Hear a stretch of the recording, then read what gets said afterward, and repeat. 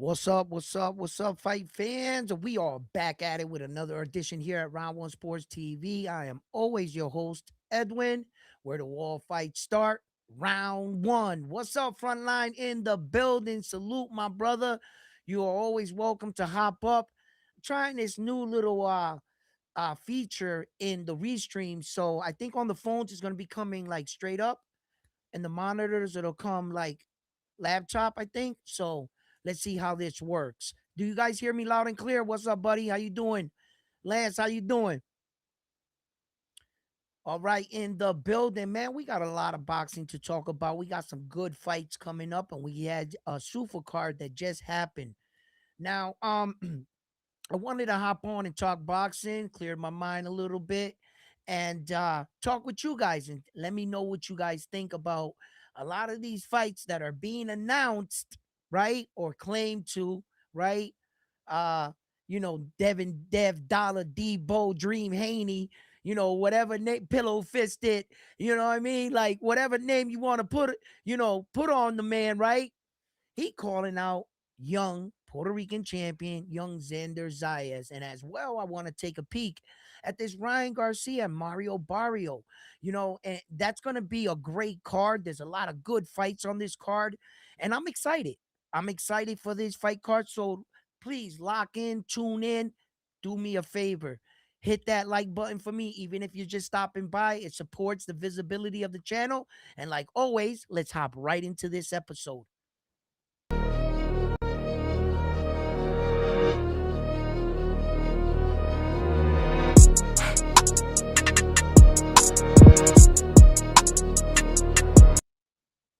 What's up? What's up? Yeah, Lance, thank you. Yeah, I always love to talk boxing. Tower, what's up, my brother? How you guys doing? Frontline in the building. How we sounding out there? Frontline, how we sounding? Now you We sound loud and clear. okay. This layout looks different on here. It does? Or what how's it look over there on your end? Hold on, I'm gonna do this. I'm leaving and come back in. Okay. Why how do you got it? I could always put it a different I could always make it a different way. I could always put it up a different way. Like I can move you around. Like I can put it like this, like that. Is that better? How's it coming out on your end? On my end, it's like real narrow, like landscape mode. Right, Like right, right. That's it's what it's it's on. no, it's not on landscape. I'm sorry. Landscape is the long way. This is like a real narrow. Like when you record a phone, when you record a video with your Yeah, phone, right. But and on then the now the laptop, messages ain't coming up. oh yeah. All right, Yep. hold on. Let me switch you around. How about now? No, I'm No. gonna leave and come back in. Hold on. I think it was my Oh no, fault. no, no, no. Chill, chill, chill, chill, chill. It's because I put this landscape shit on. Hold up, and it's not letting me take it off. Last time you did that, you fucked up the whole thing. Nah, nah. Because the restream tells me, right, that if you hit it this way on the laptop, it'll show it. Like if you're watching on a laptop, you'll get a full screen. But for Got you. people watching on the phone, it can come out the flat way, so it'll go out to more viewers. So I was like, let me try this. So I wanted to see what it did today. You know what I mean? But hey, can you see the messages? Yeah, they started coming up. The last one that came in, that the first and only that I see here, Crybaby Sue Haney from Takeover. Ah, from Takeo. What's up, Takeo? How you doing? Man, look, guys. All right. For a lot of many reasons, I like the fact that Devin Haney is trying to, really state his claim in boxing. You got to respect that. You got to respect the man that's willing to go up another weight division and challenge just not a one champion, a unified world champion in young Xander Zayas. The way that his father's coming out to the public, Bill Haney, some people might take it distasteful with some of the comments he made about Latins and so forth and so forth. It comes out a little bit pushed. But I got to recognize what Devin Haney is willing to do if he's really willing to get this smoke. Smoke, beef, squabble, pelea. Whatever language you say it in, it's a universal language. When a man puts up his hands to you, up, it's my time to shine. You know what I mean? So when a man challenges you for your belts, a real champion will accept the opportunity. It seems like Xander Zayas just got hit by a curveball by the American Dream on social media. Oh, Xander, you got two belts? Don't worry about what I got. Don't count my pockets. Worry about your belts. How many belts you have, Devin? So when you make an accusation like that against a champion, he ain't gonna take that lightly. We're in a sport where we punch each other in the face. Am I not right? So Devin, listen. As far as competition goes, it's kind of like watching two cousins fight. What do I mean by that? Well, it's American Puerto Rico, ain't it? It doesn't Puerto Rico represent America? It's like two cousins fighting, right? So I like it. I like it in a lot of different ways. And since I love boxing, I always like a good squabble. Devin Haney is a good fighter. But although I want the public to understand a lot of things that I try to tell you, that this is where the big boys are. This is where the ounces and gloves meet and they change from 8 to 10. And if a lot of people were having a lot to say about Devin Haney's punching power at a lower weight with 8-ounce gloves, so what's going to happen with 10-ounce gloves? Now, I had a conversation with a buddy of mine, and he told me, yeah, but Edwin, Edwin, you hear me? yeah, I can hear you. I can hear you. I had a conversation with a buddy of mine, right? And he told me, yeah, but Edwin, remember when we went out to that fight and we saw Edgar Berlanga get smoked by Hamza, right? And I said, yeah, you're right. But here's the difference. Hamza was already fighting in a weight class where the gloves were the same. He only moved up. You see? The equipment was the same. And in Devin Haney's situation, that's when shit changes. The guys are a lot bigger. So now, have I ever seen a smaller guy jump up to another weight division and beat the bigger guy? Yes. But you got to pay attention at what point they did it.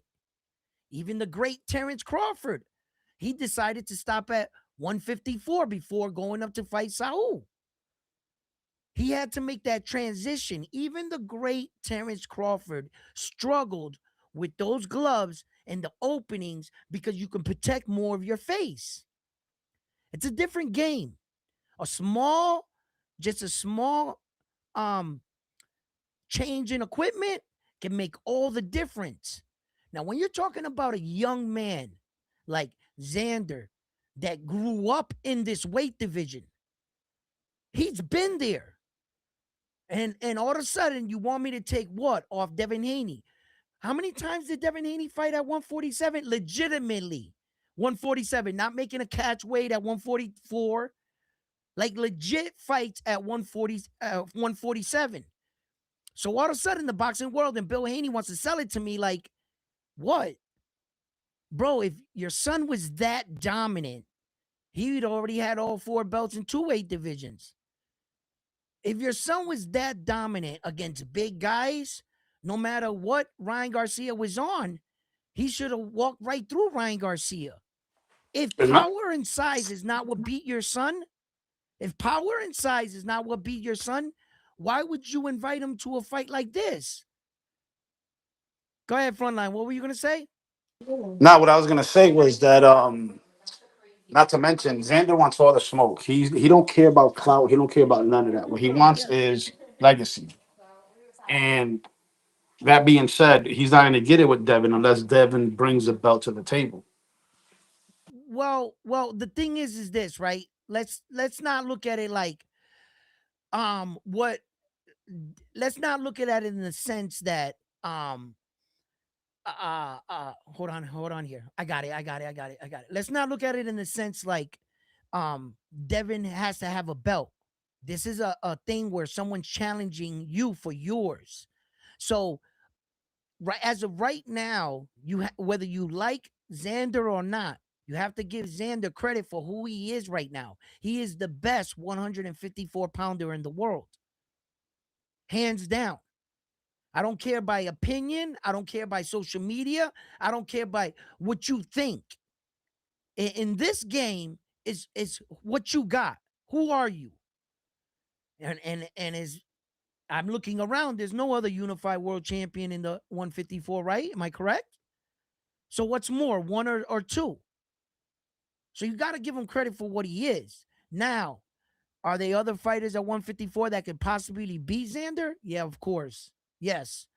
Do I think that there's other skill fighters that are better? Yeah, probably so.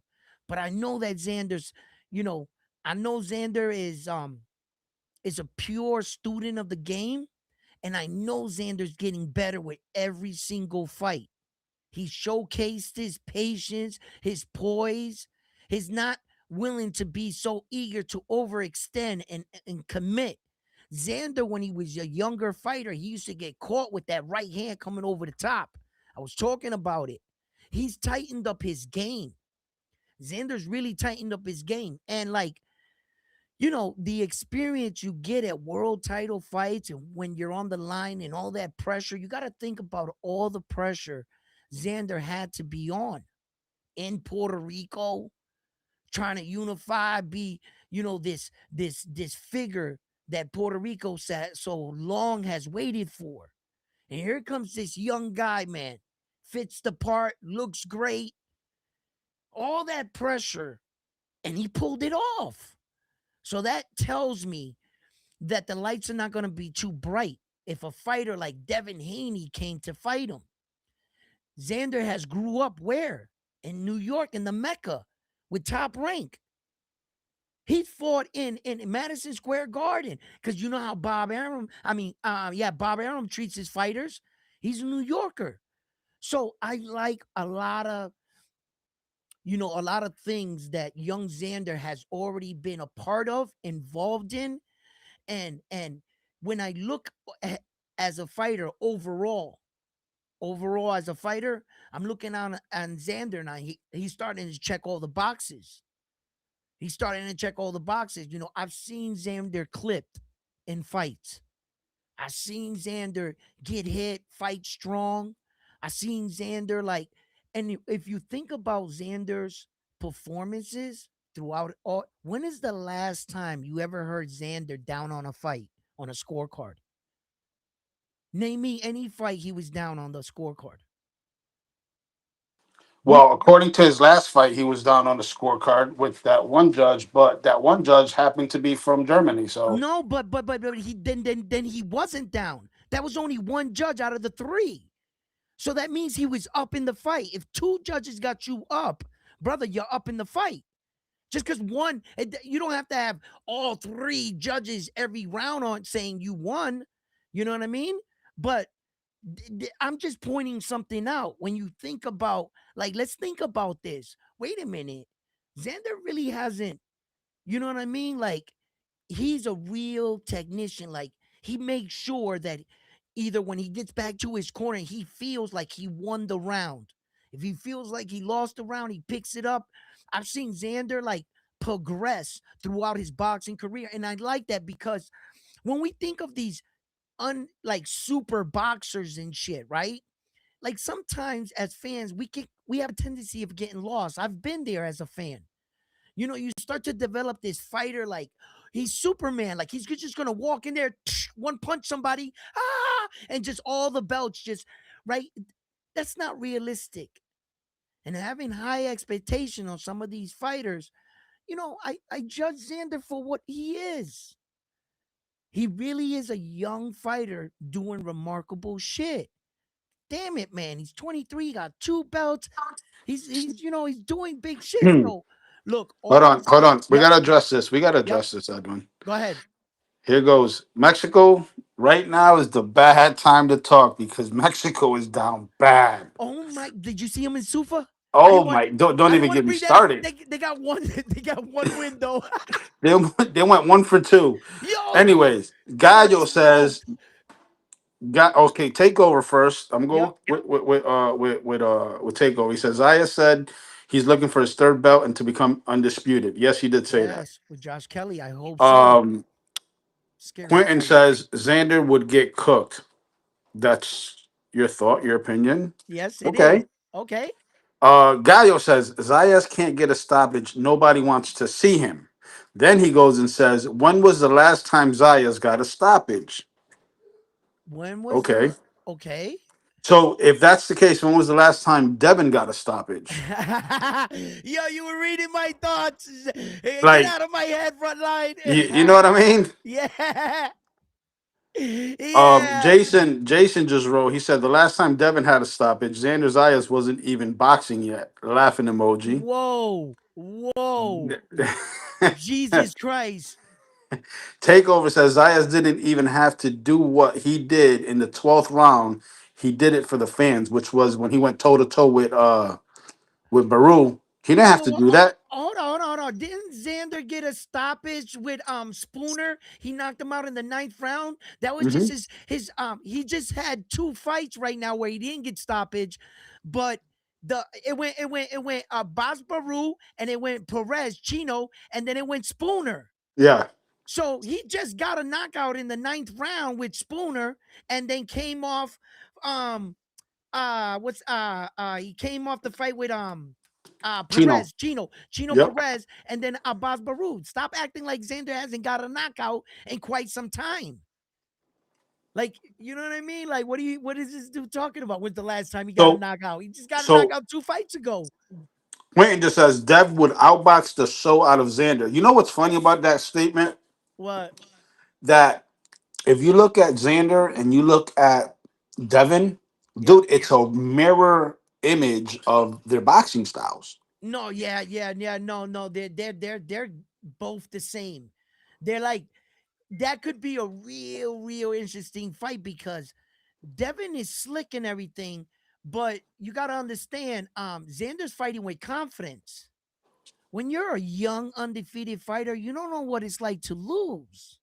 And although Devin got that thing wiped off his because it's rightfully so, right? It should have, right?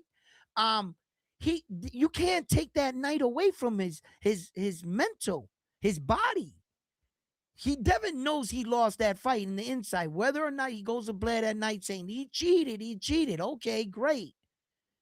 But to beat an undefeated fighter and to take that confidence, whoa. Fighters, some fighters, after they suffer their first loss, they're really not the same. Some other fighters fight stronger. It doesn't affect them. You know, they never base their career off being undefeated. You know what I mean? Devin's a type of fighter that, uh, you know, even though doesn't have a loss, he has a blemish. And to the legends like the Floyds, the Andre Wards, the Terrence Crawfords now, like so he might fight with a chip on his shoulder. Devin Haney. Like he feels like he has something to Well, prove. not only that, when he goes in there with a slick boxer like Zayas, Yeah. he's not used to fighting boxers like that. Well, no. You can't say that. You can't say that because he fought Vasily. Devin actually fought Vasily and beat him. Xander is a good but you know what Vasily was more known for? His footwork. Exactly. His footwork. His ability to cut angles and corners and stuff. And Teofimo Lopez cut him off every time. He didn't let Loma spin him. And that the Devin fucking took that recipe and started implementing them body shots, them openings that Tio was more going for the head. He was using more volume and power and youth because Tio was young as shit. You know what I mean? But yeah, no.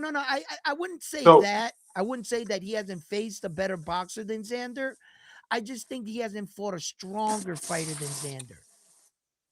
He so has never Gadio just fought a says that they guy of have that eight. size. Yep. Go Gadio ahead. just said that they got eight champion. They got eight champions, right? Right. Okay. We got Oscar Collazo. We got Rene Santiago. Yep. Um, And we Xander. got we got Xander. Yeah, but just those three dominates those their champions because Yeah, they because don't none of have them are unified. none of them are unified. Not one. Yeah, we crush them. It's like they're coming to the table with in poker with two pair, a pair of fours and a pair of tens. Well, you see, he tried to take Brandon Figueroa. Yeah, yeah, it doesn't matter. They can take all those one belt guys. Like I said, he's coming to the poker game. He got two pairs, a pair of fours and a pair of tens. And me and you, we're sitting on trip kings. Also, we got Shakur. Can't forget Yeah, Shakur. yeah, you know what I'm saying? It's like they can't beat us. They can't beat it. Three unified world. Get the hell out of here. We're not even talking anymore, are we? You guys lost Saul. It's over with.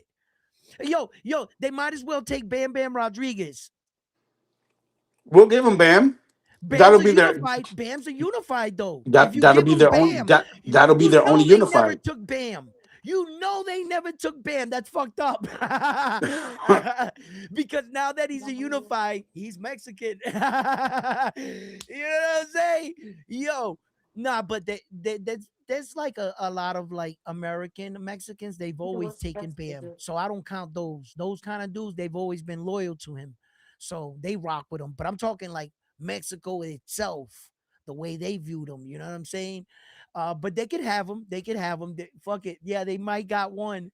We still got three though.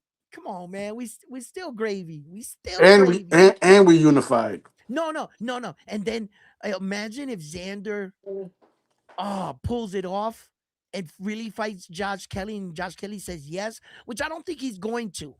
Which is it's real common with those um them Brit dudes to run and hide with the belt. Yeah. They do that a lot. Come on, guys. Let's just be honest.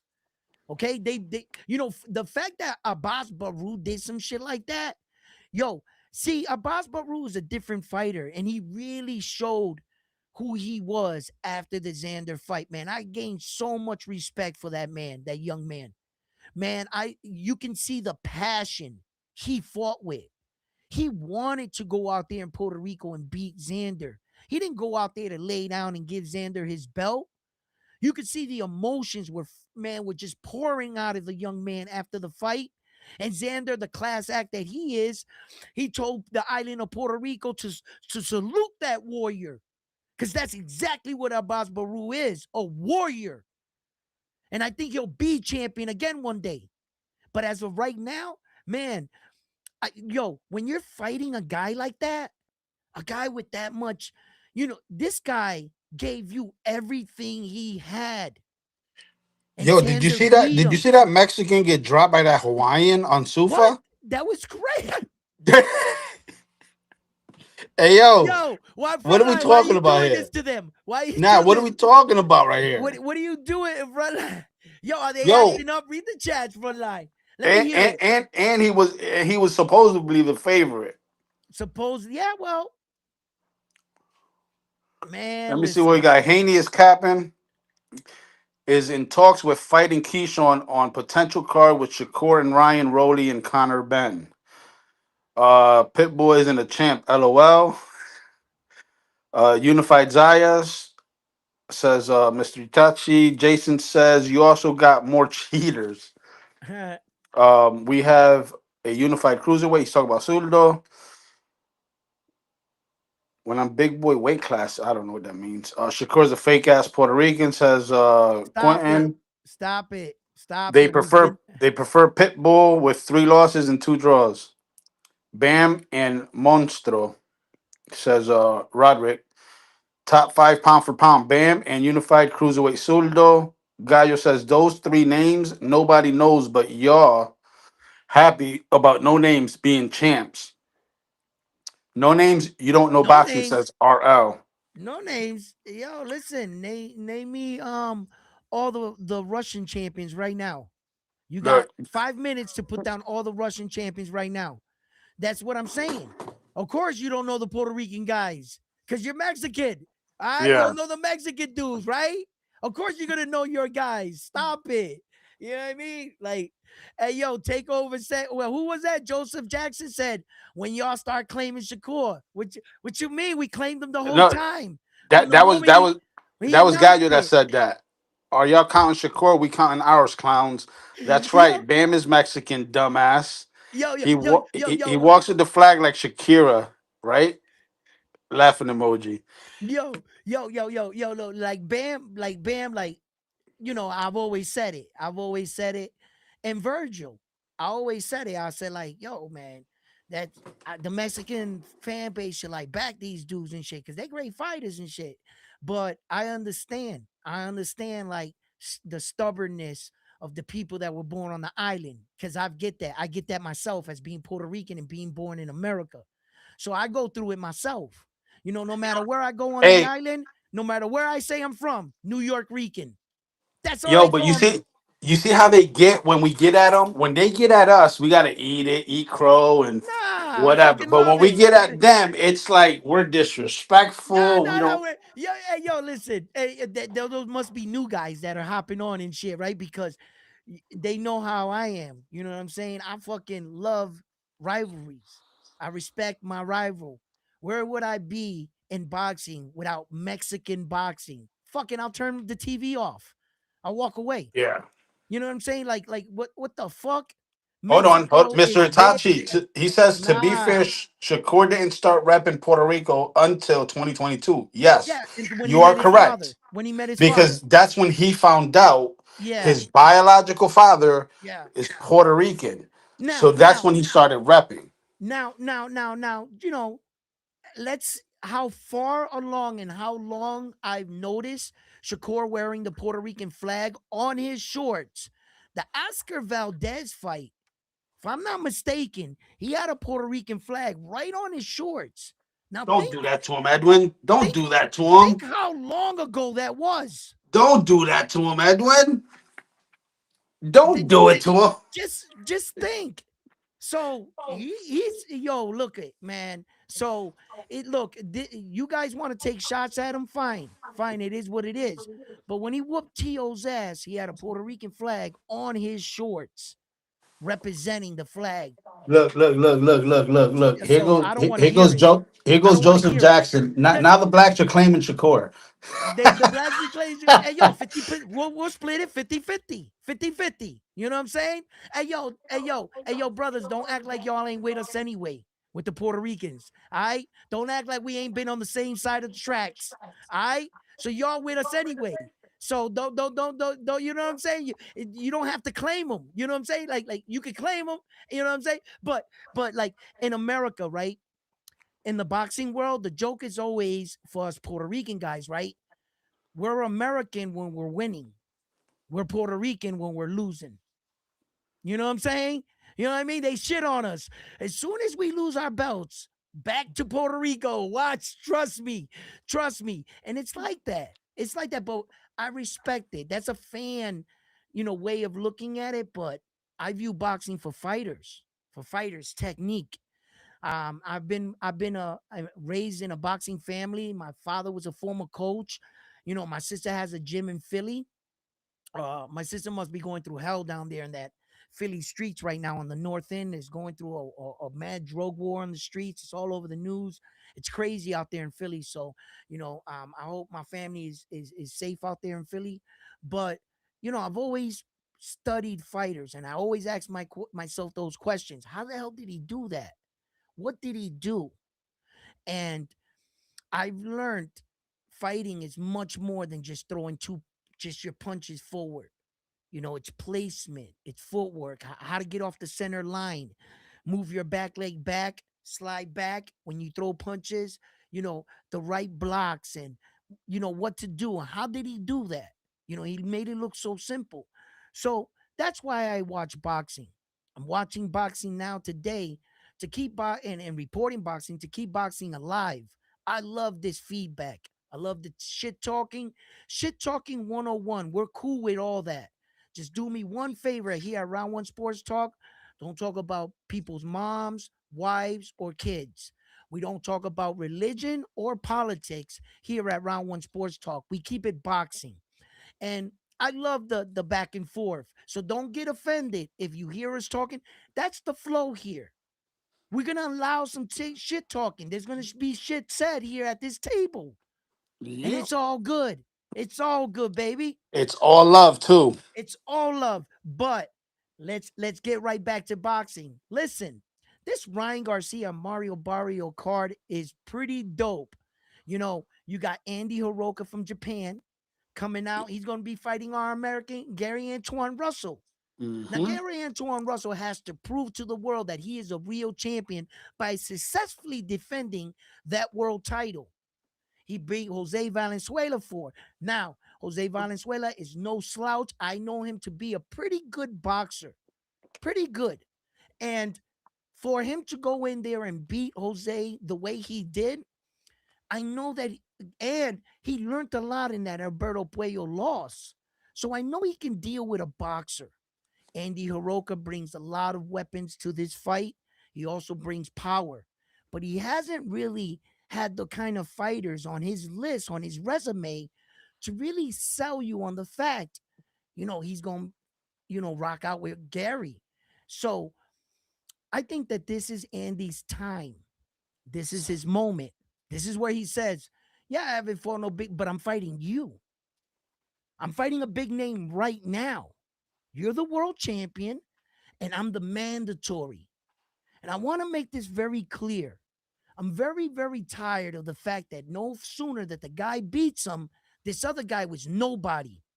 If Gary Antoine Russell Jr. knocks out Andy Hiroka or beats him in a 12-round decision, give that man his credit for beating the number one mandatory.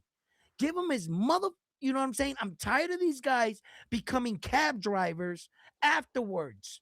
No, you didn't become the number one mandatory because you just rolled out of bed. You had to earn that position. You had to be battle tested. Am I right? Am I saying anything wrong here? Nope. So let's give, if he wins, and the same thing for Andy Hiroka. If he comes here and beats our American champion, brother, then give him credit for beating Gary Antoine Russell. That's a very, very competitive fight right there. I'm going for my guy. I'm going for Russell. I think Russell, he's got the tools, man. That dude is tough. He's smart too. He's not like your typical boxer where, like, educational wise or anything like that. The dude got a good head on his shoulder too. Like reading books education smart. The dude is smart. And I believe in him. I believe in him, and I think that the Americans are going to keep this belt here. We're in competition right now. I don't want to lose no belts. No, when it comes to belts, nah. Fucking Smith there, Dalton Smith took one from us. Man, he took Suber's belt. Man, he's back over there, man. All right, Dalton Smith, I got you. We coming for that belt, Dalton Smith. We coming for that belt, bro. We bringing that belt back here to the U.S. So you can play keep away if you want. One title, two title defense, like that's got to be respected. If Dalton Smith wants to go out there and hide that belt and get like a low cage fight just to get it to, I'll respect it, because how could you say that would be wrong? You would be saying that be wrong about Abdullah Mason. You know what I'm saying? I Like, like that. I like that parlay, low key. Low key got Barrios, Duarte, and Andy for upset special parlay. you Um, got Duarte, you're gonna lose that parlay right there. But you I know what's funny? I got Duarte what winning too. I don't think you do? Hitchens is gonna. Yeah, I don't think Hitchens is gonna be able to deal with Duarte's pressure. I Um, don't think Duarte can get around Hitchens' jab. why not? I Think don't about it. think I want you to no think about Hitchens this. have. Listen. Okay, check this out. Listen, check this. Lemos. I'm sorry, Lemos got around the jab with Yeah, pressure, okay, yeah. and Richard Hitchens Duarte's was gonna do going the through some same shit. I thing. bet he probably kicks himself in the ass. There's always a performance that a boxer has. Don't read too much into that performance. I'm gonna tell you right now, that jab that Richard. Listen, Liam Paro was a good boxer, man. He beat Suberbo. He was good. And Liam Parr was doing pretty good the first, second, third round against Richard Hitchens, right? But once Richard he started giving himself, and he got that distance down, man, he beat the shit out of him. And it was like Liam Paro couldn't get around it. He could not move around. Now, Oscar Duarte is coming off, like four good straight wins off the Ryan loss and so forth. And he looked pretty good against those guys. But not one of those guys gives me the impression that you fought a guy like Richard Hitchens. Yo, listen, I'm trying to tell you, champions are made off that kind of jab Richard has. Champions are made off that kind of jab. And if he can keep Oscar out there, yo, that shit is lightning. Until Oscar shows me that he can move underneath, like Oscar Duarte's pressure, I talked about it, but he does that same little tail since the amateurs. When he throws and he comes in for his pressure, he does that same boom, boom. He dips his head this way like this. He does it all the time. Ryan caught him. Ryan read him. And there's just certain things that Oscar Duarte does that and then another thing is Richard Hitchens is camping stupid. They're not taking the 50-50 fights. They're not taking the tough fights. They're taking these fights that we have to hope and will the other guy in. I hope Oscar Duarte does something good. I hope Oscar Duarte can move under that jab. He's not taking any 50-50 fights, Richard Hitchens. No. He's Let me taking tell you fights something. he knows he can win. You know what? Yeah, he might think he can win. Every boxer thinks they can win. But here's the deal. Duarte, to me, this is just my opinion. I think the pressure that Duarte is going to give Hitchens and the volume of punches he's going to give Hitchens, that jab that Hitchens, that special jab that he beats a lot of boxers with, Yeah. it's not going to work against Duarte. I'm sorry, it's not. You don't think so? No. And I think that Mexico will have another champion that night. I really do. What? I do. I really do. I just I can't see You mean um Mexico claimed Oscar Duarte because he's born in Mexico? Nah, they can't. They can't claim him. Nah.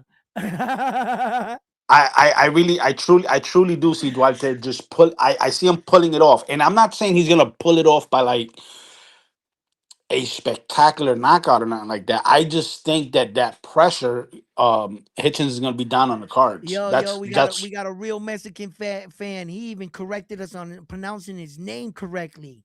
Like Duarte. he said put some respect on Oscar Duarte's name. Duarte. Duarte.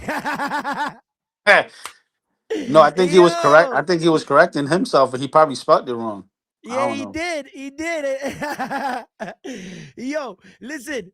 Um, we gotta get an understanding here. You know who's Mexican and who's Puerto Rican Yeah, because yeah, yeah. the We you got know yeah, we got to because record this shit. we gotta record this shit. All right, we gotta keep notes because we inherited a new Puerto Rican, Rodriguez. Remember? So Yeah, yeah, exactly, right, exactly. right, right, They, right. they, So and that was forced on and us. they are forced upon us. Yeah, with your 17-0 undefeated Mexican man. How'd that work out for you? You guys said we got a winner right here. Hey, Hey, yo, we got shout out to Julio Colon watching from your Facebook live. He said what up? Richard Torres versus Frank Sanchez. That's what I'm waiting to see. That fight right there, man, is a great big like fight for American heavyweights. Richard Torres, like, listen, man, I respect this dude. He's just too little. I mean, when like think of Richard Torres, I think of like Mike Tyson. You know what I'm saying? Like, you know the little Mick guy in the Mike Tyson punch out, and the guys were so big, and he was like going in there and busting these big dudes' asses. I just don't know what Torres is gonna look like against the AJs, the Dubois. You know what I'm saying? And then the UK got a strong one in Moses Thomas. That fucking dude is a monster. He's gonna turn out to be a great heavyweight champion. Mark my words. Torres, man, I fucking love that dude, bro. He's the shit. Torres is the shit. And I like that fight. Um, I just think they need to keep moving Torres in the direction they're moving and know when to strike.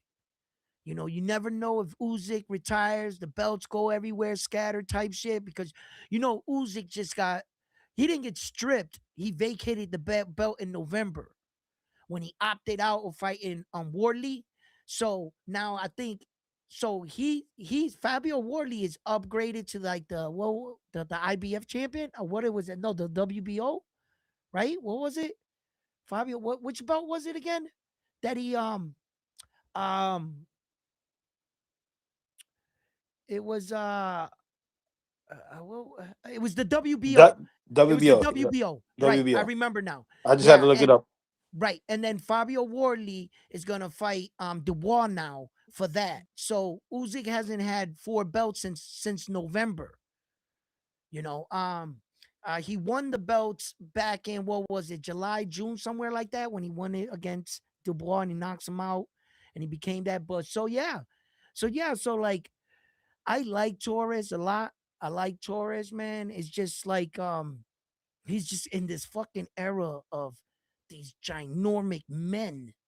These guys are fucking ginormic, man. They just big.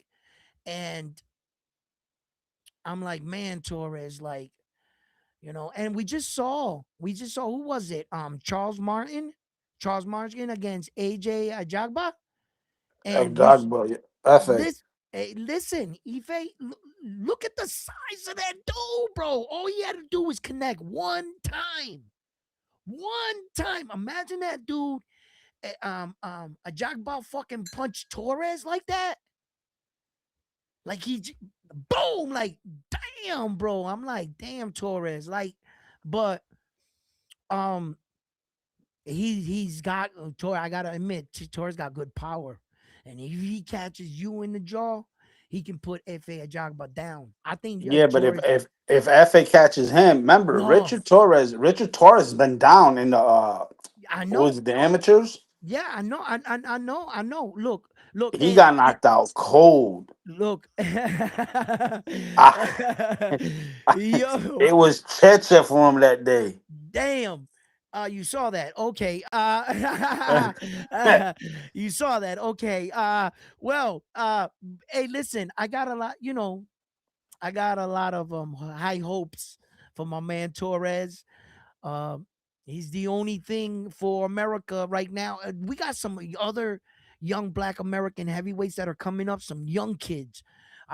Their names are eluding me right now, but I've been watching them and they look good. They look good. Technical. The eye test. Let's see if it holds up under pressure. You can look good when you're comfortable. Let's see how you look when you're being attacked, actually being fought. Let's see if that shit falls apart. If you get punched and you just forgot everything you just learned. How disciplined of a fighter are you? There has to be, as the fighter's going up, I make my checks. Like when I was watching Naoya Inoue come up for years, for the last 6 years on my channel, I was talking about this Japanese dude. And I was telling you, throughout the years, I kept checking him off, right, in real time. I said, there's certain things about a fighter you're not going to know until fight night. And when your fighter goes down for the first time, how do they get up? Is their head in the crowd? Are they thinking, are they laughing at me? Are they saying, is their mind in the crowd or is their mind in the fight? How's your fighter built? What do they do? How do they fight adversity? And you'll never know that until it actually happens. What happens when your fighter's pushed to the limit? Another fighter tested your fighter's cardio. Can he fight there? Is he comfortable? When your fighter gets hit big, does he shy away? And for the rest of the fight, he's covering up and running. Or do you have the type of fighter that's going to be a warrior that he's saying, bow, oh shit, that was hard. I'm going to go get that back. Let's go. And he's coming at you. What fighter do you have? What is your fighter made of? How's he built? And a lot of these times, I can't give these fighters just this grade that some of the casual fans are like, no, then you see how Brian Norman Jr. knocked out Jin Sasaki. Yeah, I saw that. But I try to tell you, Jin Sasaki is not Devin Haney. And the only thing that really separated those two guys in the fight, that really sold you on the fact that Brian Norman Jr. had an actual chance against Devin, the American Dream. Why? because we all knew technically Brian Norman Jr. was still learning on the job. We all knew that. We knew that Brian Norman Jr. did not have the boxing experience, not even close to Devin Haney. We Hey knew it. Edwin, let me ask for your honest assessment. Yeah. I want to take myself out of the equation because I'm biased as Ah, you fuck. biased Puerto Rican. What's up? Take the My okay. my my question to you is, in all honesty, because I might see it a different way, but how do you see a fight go between Zayas and Haney? Like, if we talk about it round after round after round, like, how do you see the progression? What would happen in that fight, the way you would vision it, not being biased? And the reason why I say that is because I obviously got Zayas winning. And I'm not gonna say I got him knocking him out, but I can see Haney getting dropped a couple times. You know what I'm saying? But I see Zayas walking through Haney. That's just me. And again, because I'm biased as fuck. That's why. All right, I'm gonna give you my honest assessment. Just them as fighters, not their names, not their skin color, none of that shit. My real honest assessment about Devin Haney is that he can't deal with big guys, guys that are stronger and bigger. He doesn't know how to deal with that kind of pressure and power. It showed in the Ryan Garcia fight. Yes, Ryan Garcia was on PEs, but let's be honest. Anybody on PEs, you can still lose the fight. PEs doesn't grant you the win. What were you doing in the ring? And how did Devin Haney look? The thing is that I think that this is the kind of weight jump in boxing that's tricky to judge. I keep telling you guys, it's where the equipment changes from 8 ounces to 10. I don't think that Devin is going to see the openings he does with Xander, but there's going to be a lot of offense coming from Xander's way. Xander's not the type of fighter that gets hit and covers up. He likes to counter, push forward. And Devin has never fought well going backwards. I don't think there's one recorded fight that he's ever had that I've ever seen Devin Haney going backwards fighting. All he does is cover up and go backwards until he resets his feet and gets position, and then he starts coming forward. But it's not like Tank Davis, where Tank Davis was getting pressured by Rolly Rondo, and Tank Davis off the pressure knocked him out. Devin's never done that ever, not even in one fight. So Xander's the kind of pressure fighter. He's long enough, tall enough, strong enough, and Xander got a good beard. He's gonna he's gonna challenge Devin Haney's punching power with 10-ounce gloves on. Devin, you got punching power, but there's gonna be a 23-pound weight difference, roughly. And if Devin can do that kind of shit, that's special. That's gotta that weight jump is one of the most dangerous weight jumps in all of boxing. And as fighters, we all know this. We all know this. That move, when you see fighters coming from 130, 135, 140, 147, that's all good. That's all good. You're still fighting with the same equipment. You you've been fighting there all, now you're going to big boy shit. This is where the big gloves come in. Xander's lived here. He built his castle here, stick by stick, and then brick by brick.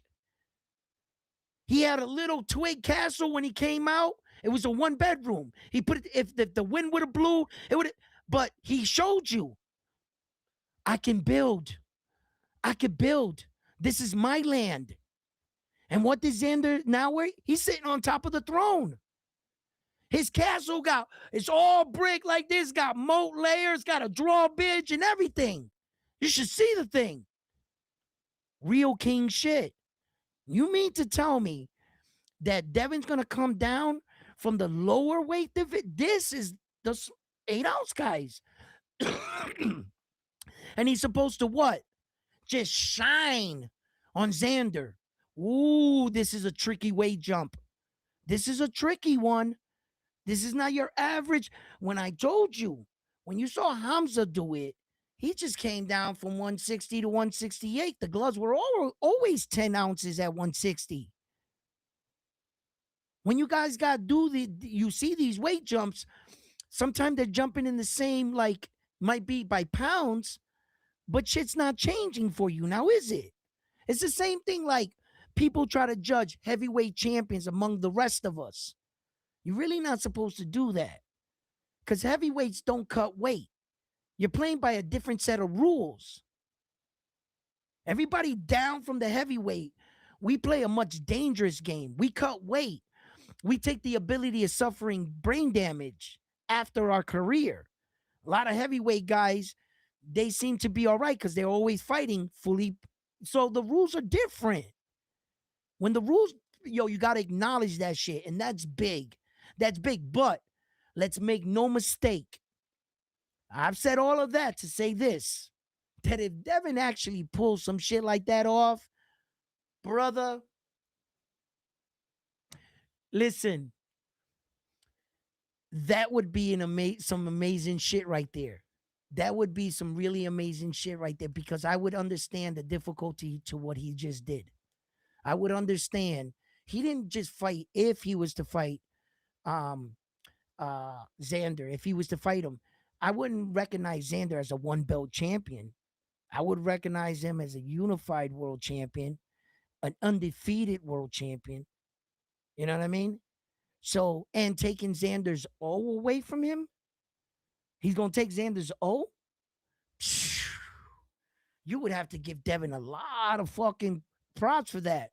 And then that would also put one over Shakur Stevenson. You got to understand what's at stake. There's a deeper plot to this. Okay? That if Devin Haney picked out the right opponent, he picked out the right guy. Why? Because if he beats Xander, that's a better win than Tito Ortiz. Tito Ortiz, he only had one belt. He was the Ring Magazine belt champion, but he only had one belt. You mean If Teofimo Lopez? Yeah, Teofimo Lopez, he only had one belt. Oh, you said Ortiz. You confused me for a Oh, minute. I'm sorry. I said Ortiz, did I? Yeah. I'm sorry about that. I'm thinking about them fighting each other. So anyway, Jermaine Ortiz and Tito, I messed them up. So anyway, but Teofimo Lopez, he only had one belt. So when Shakur beat him to become 4 division world champion, if Devin Haney beats Xander Zayas, he beat a unified world champion and got his 4th division. But his task would have been I'm stronger. It's stronger to fight a unified world champion than it is to fight a one belt champion. So he would have 4 divisions and that on Shakur. Like he would go up one in Shakur. Yes, he would, Devin. And I think that's why Devin is. See, Devin and Bill, they might be crazy and they might say crazy shit, but they're real strategic.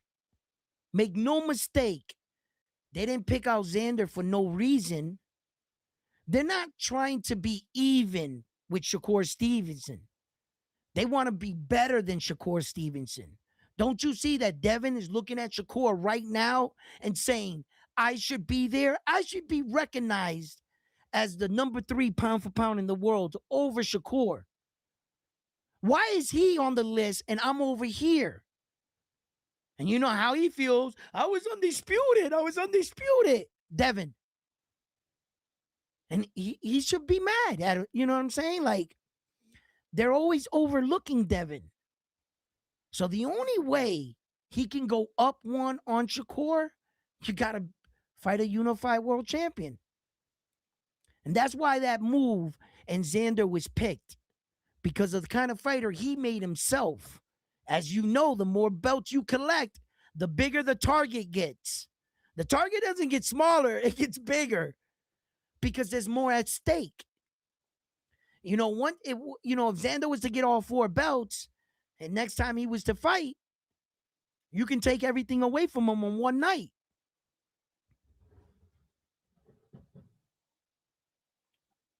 Oh shit, I think all the ice just slid off the side of my roof. Yes, it did. But yeah, you feel me?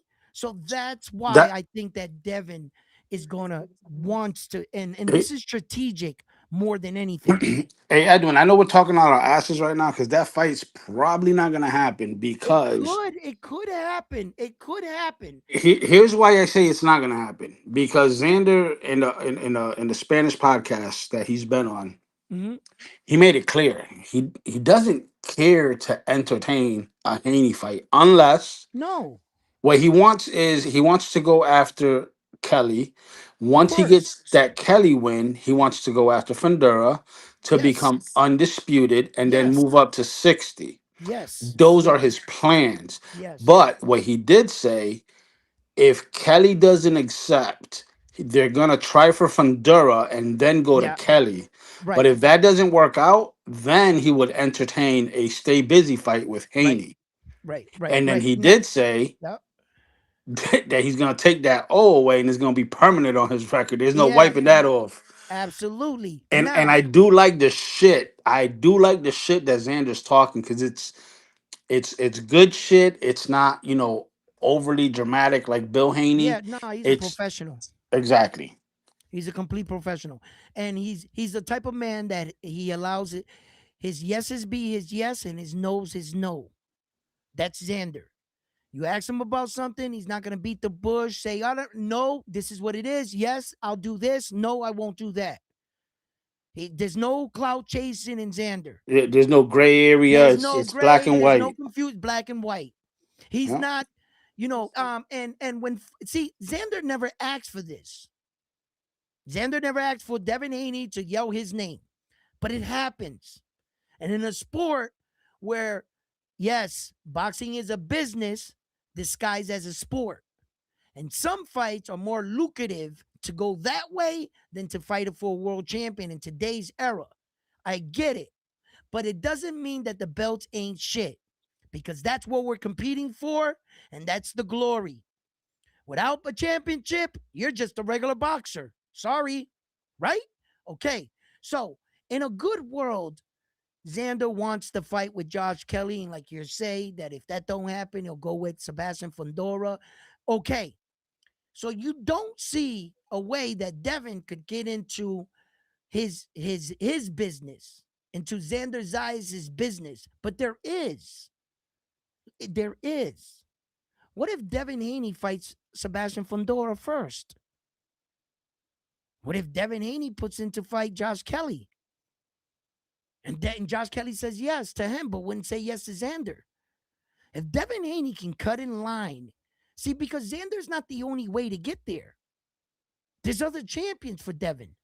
And if Devin was serious about going to 154 and becoming champion, well, then you must be serious on beating the whole division, not one guy, right? You're going to be the 154 undisputed, right, Devin? Or are you one of those type of fighters that you just picked out and singled one guy and you never dominated in the division? Terrence Crawford fought one guy at 154, but you can't say he was the best. He only fought one guy. You got to have a reign. You got to dominate, right? So if Devin's for real about going to 150, attack the other champions and force Xander to fight you, because now you have something he wants. If Devin can cut the line, beat Sebastian Fundora, get that belt. Now, Xander, if you want this belt, you're going to have to come see me. And now Devin got leverage. Now he has something. I got a belt. How bad do you want this belt, Xander? How much are you willing to pay? Huh? I don't hear you, Xander, right? Because he's got something. So there is another scenario where Devin can upset the cart if Xander is not taking him serious as a threat. Let's say that Xander already had plans. Yeah, but Edwin, which route would Devin go? Would he go the Kelly route or he go the Fundora route? I think at this point, whichever fighter takes the fight, because both fights are dangerous for Devin. Both of them. Pick your poison.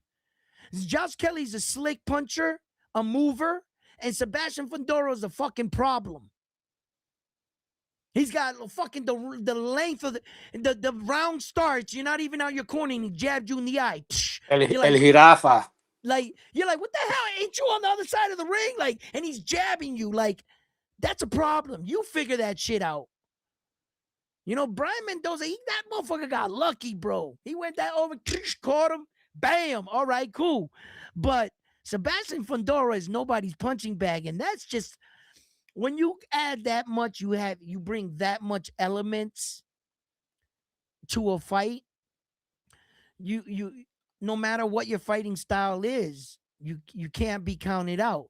You bring something no other fighter in that division brings. That's a situation. And then he fights like a small guy on the inside. He's now his last 3 fights, I can say he's fighting taller, longer. When he was learning how to fight longer is when he got knocked out, in fact. When he was in that middle stage of trying to learn how to develop and how to block that shot over the top, because he was fine rock'em sock'em in the inside. But they kept telling him, yo, use your length. And in the process of becoming that kind of fighter, he got knocked out. But Sebastian Fundora is a fucking problem. So either way he goes, whether Devin Haney goes for Josh Kelly or Sebastian Fundora, he's got a fight on his hands. Well, here Either goes my way. biased ass talking. I see Xander beating everybody, and the only one I see giving him problems at 54 would be Boots. I think he walks through fucking Virgil. I think he walks through Fundora, walks through Kelly, and if you want to throw Haney in the mix, he'll do it. Yeah, guy you're talking about, yeah, Devin's making Zayas do all the heavy lifting, and then he's just gonna go up there and take his shit like Bud Dick Canelo. It's not gonna happen. Canelo's Yep. game plan was one way. He didn't plan for that style of fighting, my Yeah. opinion. And let me remind you guys, like I said, either guy, when you ask me, Edwin, which way you think he'll go? I said, fuck. I told you. Josh Kelly's slick as fuck, boy. And Sebastian Fedora's whatever way. I think Devin's screwed either way. Right? Well, But think about it. but if He Devin, beat the boogeyman at 54, Bakram. okay, yeah, right. Oh well, Bakram's not the boogeyman because he's a champion, but he was once considered that, right? Yes. Right. Okay, That's what I meant. now. The thing is this, right? Okay, let's suppose in a good world, this whole time, all these accusations were true. That Devin Haney was a weight bully, that he blows up real big. And I was like, really? Well, he didn't look that big against Ryan, right? He looked like the smaller guy. It looked like he could put on the weight, but he really drained himself out in that Ryan fight. So he didn't blow back up real good, right? So let's see if Devin Haney's as big as they say he is. Let's see if Devin Haney's really Debo. Because if he ever in his mind decides to walk at 154, 154-pound weight division is the reason why we say take a tune-up fight. Get an acclimated fight. Work your way up into the division. It is the essential jump in boxing, the main reason why we say take a tune-up fight. That 147 to 154, bro, you can't just walk into that division. There are not a lot of men that can do that in the world. You would have to be like, I don't know, really outmatched, like a kind of like, um, what was his name? Dennis there that fought Keyshawn Davis when he was the WBO champion. He didn't look like a champion like that. See. Here goes Bobo's entertaining some Oh, you bullshit. know, what is he saying? Is Bobo's here? Oh my Bobo's God, is here we entertaining some go. bullshit. So Here here, we look, go. I'm gonna start with this. It's Gvon. Where he at? PRB, the most biased The most mofo. biased motherfuckers. Well, why I'm we biased as biased? fuck. I'll be the That guy first one is to admit it. biased. He biased as hell, man. I'm Yeah, biased I'm as fuck. I don't give a fuck what like, nobody say. Now, so Bullbos goes and says, yeah, they're lunatics. And then where the fuck is it at? Oh, you should have seen their faces when Matias got sparked. It happens. Exactly. Like, nah, but he said something else. Where he at? Virgil is afraid of Xander. Damn, I lost that Many shit in here. people in the area. What? Virgil This afraid is to fight why Josh Zayas. Too Kelly many people in versus the Xander arena. in the arena. Oh, this is why Josh Kelly and Xander is the fight to make. Summer of 2026. MSG, of course. Or Puerto Puerto Rican Day Rico. Parade. Yeah, Yeah, yo. Puerto Rican So Day so Parade. speaking of that, I think Golden Boy with what's been going on with the whole Virgil Ortiz and Oscar de la Hoya thing. Because of that, I don't know what exactly happened behind the scenes, but they ended up canceling the unification for Oscar Collazo versus Melvin Jerusalem too. That being said, they're talking to be sometime in June. If that's the case, I'm thinking it may be a co-promotion. It may be a co-promotion with Top Rank to get Xander to unify another unification fight. Yeah, you reading that shit? They bugging in there. Right? Let them go at Hey, it. Say, hold yo. on. But don't get it fucked up. Mexicans be biased as fuck too, though. But we can't say that shit. You know what I mean? Yeah, yeah, yeah.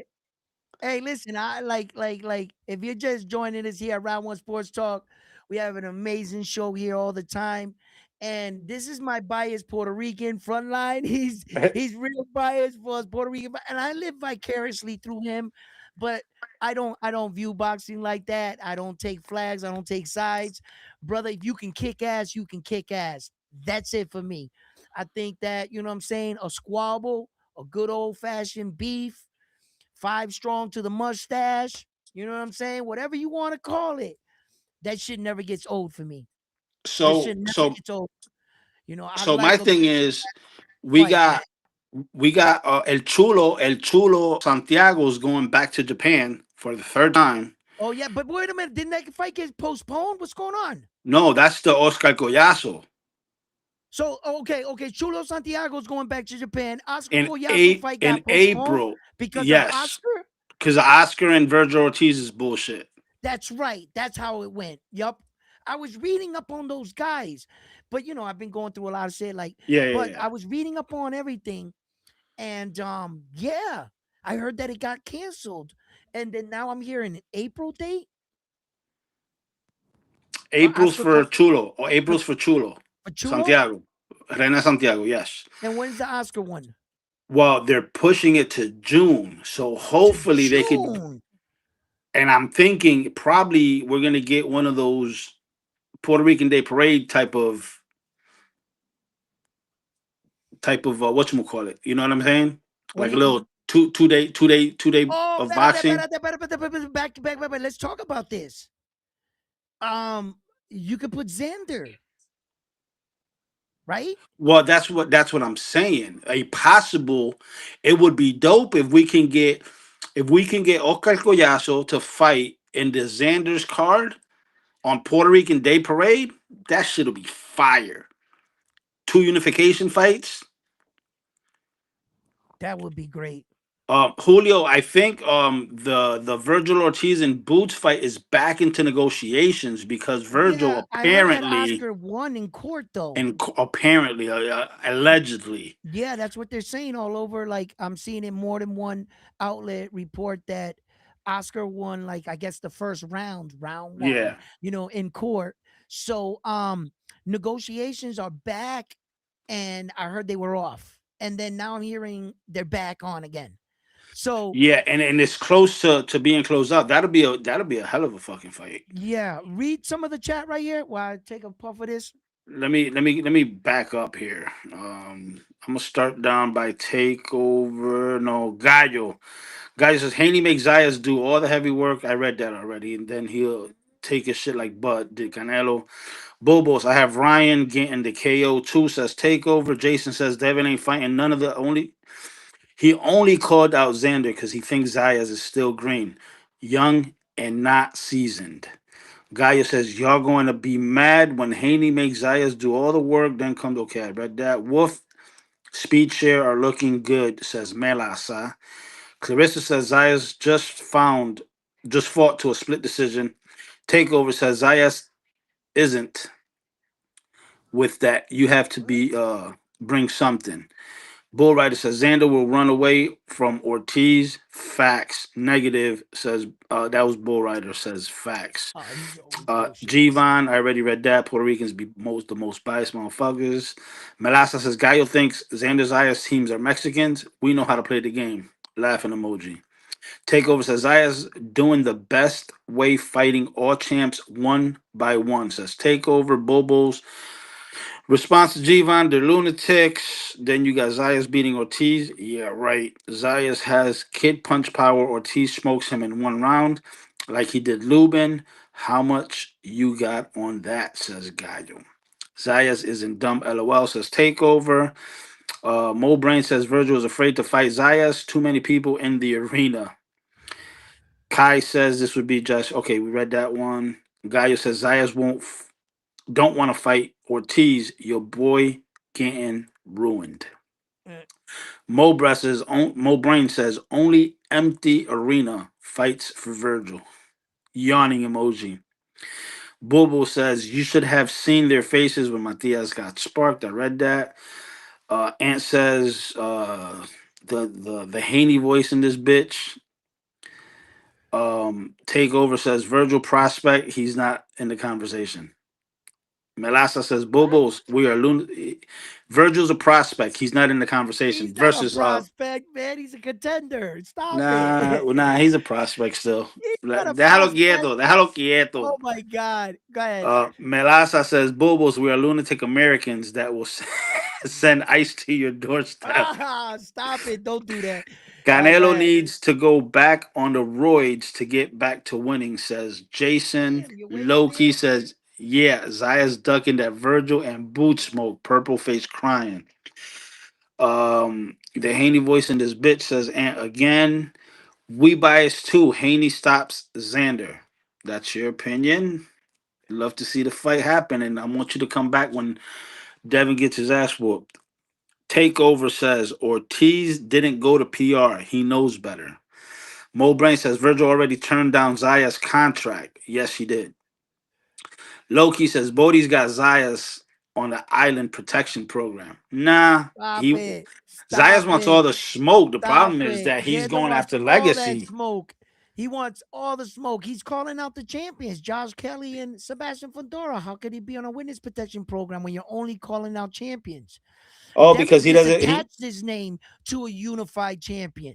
That's what he did. Remember that, because I don't want to hear about how Devin Haney was undisputed once upon a time. It's this point in time. I live in the now. Devin, you only got one belt, bro. You only got one belt. Respect the unified champion. Move on. Melasa's getting political. I'm not gonna read that Yeah, because we yeah. don't talk politics here. Um, Takeover says Virgil prospect of the decade. Virgil ducking boots too says Takeover. Julio says what a bitch. Kai says just sucks. Boots is being left to rot. Yeah. Jason says Virgil been a prospect for 8 years. Real talk. Yo, Jesus. Mexico down bad. Down bad.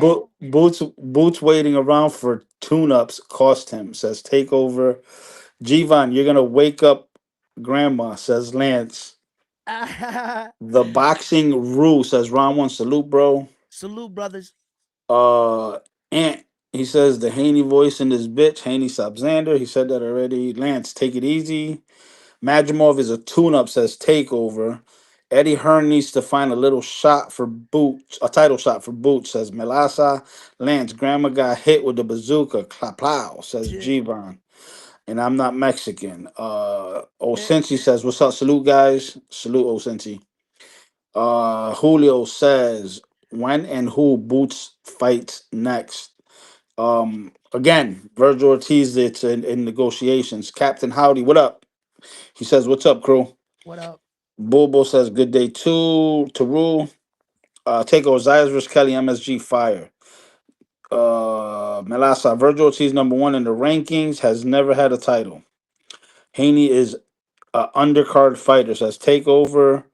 Uh, Kayaso already scheduled. Says Bobo. Yeah, it was scheduled for March. I believe it was March, and it got rescheduled or canceled because of all the Golden Boy and Ortiz stuff. Golden Boy released the card today. Says Bobo. Okay, I got to get caught up on that then. Is that my Oh, guy Bobo be Carl? capping. I bet they didn't release no card. Go ahead. Just go ahead. But yeah, Bobo's is Mexican, so Yeah, he's he be talking cat. He be shit. trolling. We'll find that Um, out. Golden Boy, really okay. Is that my guy? Carl says, Gvon, take over. Isn't it unification? If we're talking about Chulo and Oscar, they're Chulo's going for a title defense in Japan, Right, right. and Oscar's going Oscar for Collazo is going for unification a unification. for Yes, 3 belts. for three belts, correct. Yeah, and he'll be the Andy first Puerto Ruiz, Rican if he could pull that off. yes. Andy Ruiz to Sufa says the boxing rule. Good Uh, move, Ru- I guess. Ruiz and Opataya. Sufa for the takeover, says Gvon. Luis Colon says, thanks to God, a lot of money. Carl David Duckin, I don't know who that is, says Gvon. The boxing rule says, fear is real, bro. Captain Howdy says, Zayas needs to step into his punches a little more. If not, Fondora, Ortiz, and Boots will eat him for breakfast. Captain says Matias versus Tito Mercado would be a good fight. I think Tito Mercado is still a little bit too green to go. I think the good fight for Matias, in my opinion, both coming off of losses, would be a Tio Tio versus Matias to get back trying to into the get that fight rankings. done. Yeah, because they almost had that fight done at once upon a time. That fight was almost signed. It's a good fight. Both fighters are good names still in the sport of boxing. Yeah, but if And you ask the Tio Maniacs, nothing's good for them. no, no, no, Well, no. They want a superstar cab driver if there yeah, ever was a thing. Like you're not gonna exactly. get that. You're not gonna get. He's got to fight somebody. Like Takeover says Fundura asked for a rehydration clause to fight Zayas. LOL.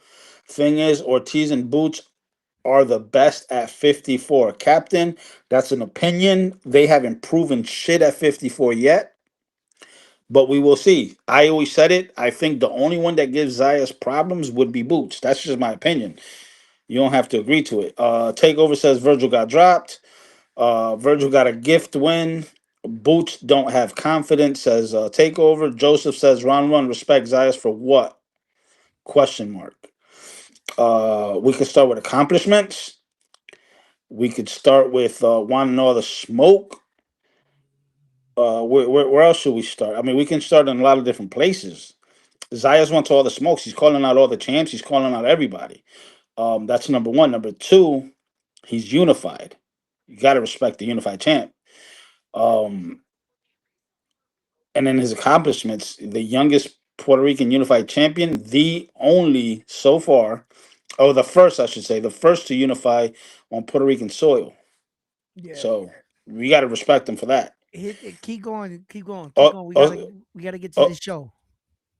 Oscar Collazo fighting the Honda Center. These people are more toasted than box of cornflakes. High or dumb, says Julio. Fundura and Ortiz dug Zayas and Boots. Didn't step up to fight Zayas or the boogeyman, says Takeover. Pepa broke the news, says Bulbos. Stock Chaser says public service announcement. Stock get out of here, says Gvon. Americans are looking soft, ducking fights, and Josh Kelly and Dalton Smith taking on the boogeyman, says Takeover. Gvon Dan. What else? Zayas is willing to go to UK if he can prove he can sell out over there, says Takeover. Round one frontline from Old Wizards. Salute.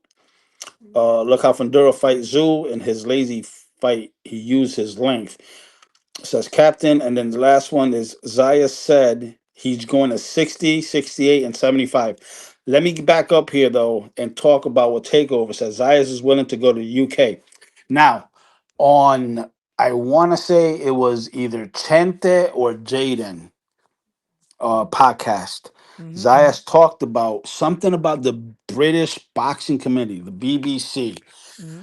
Apparently, there's a rule over there that it's something about you got to be at a percentage of your weight with like you got to make weight like 3 or 4 days prior to the fight Mhm. or some shit like that. He was talking about it. I wanted to look more into that before I said anything, but I haven't had a Yeah, chance. yeah. But That just that that's a rule. That's a rule that they try to keep the fights honest for that not a weight bullying goes on.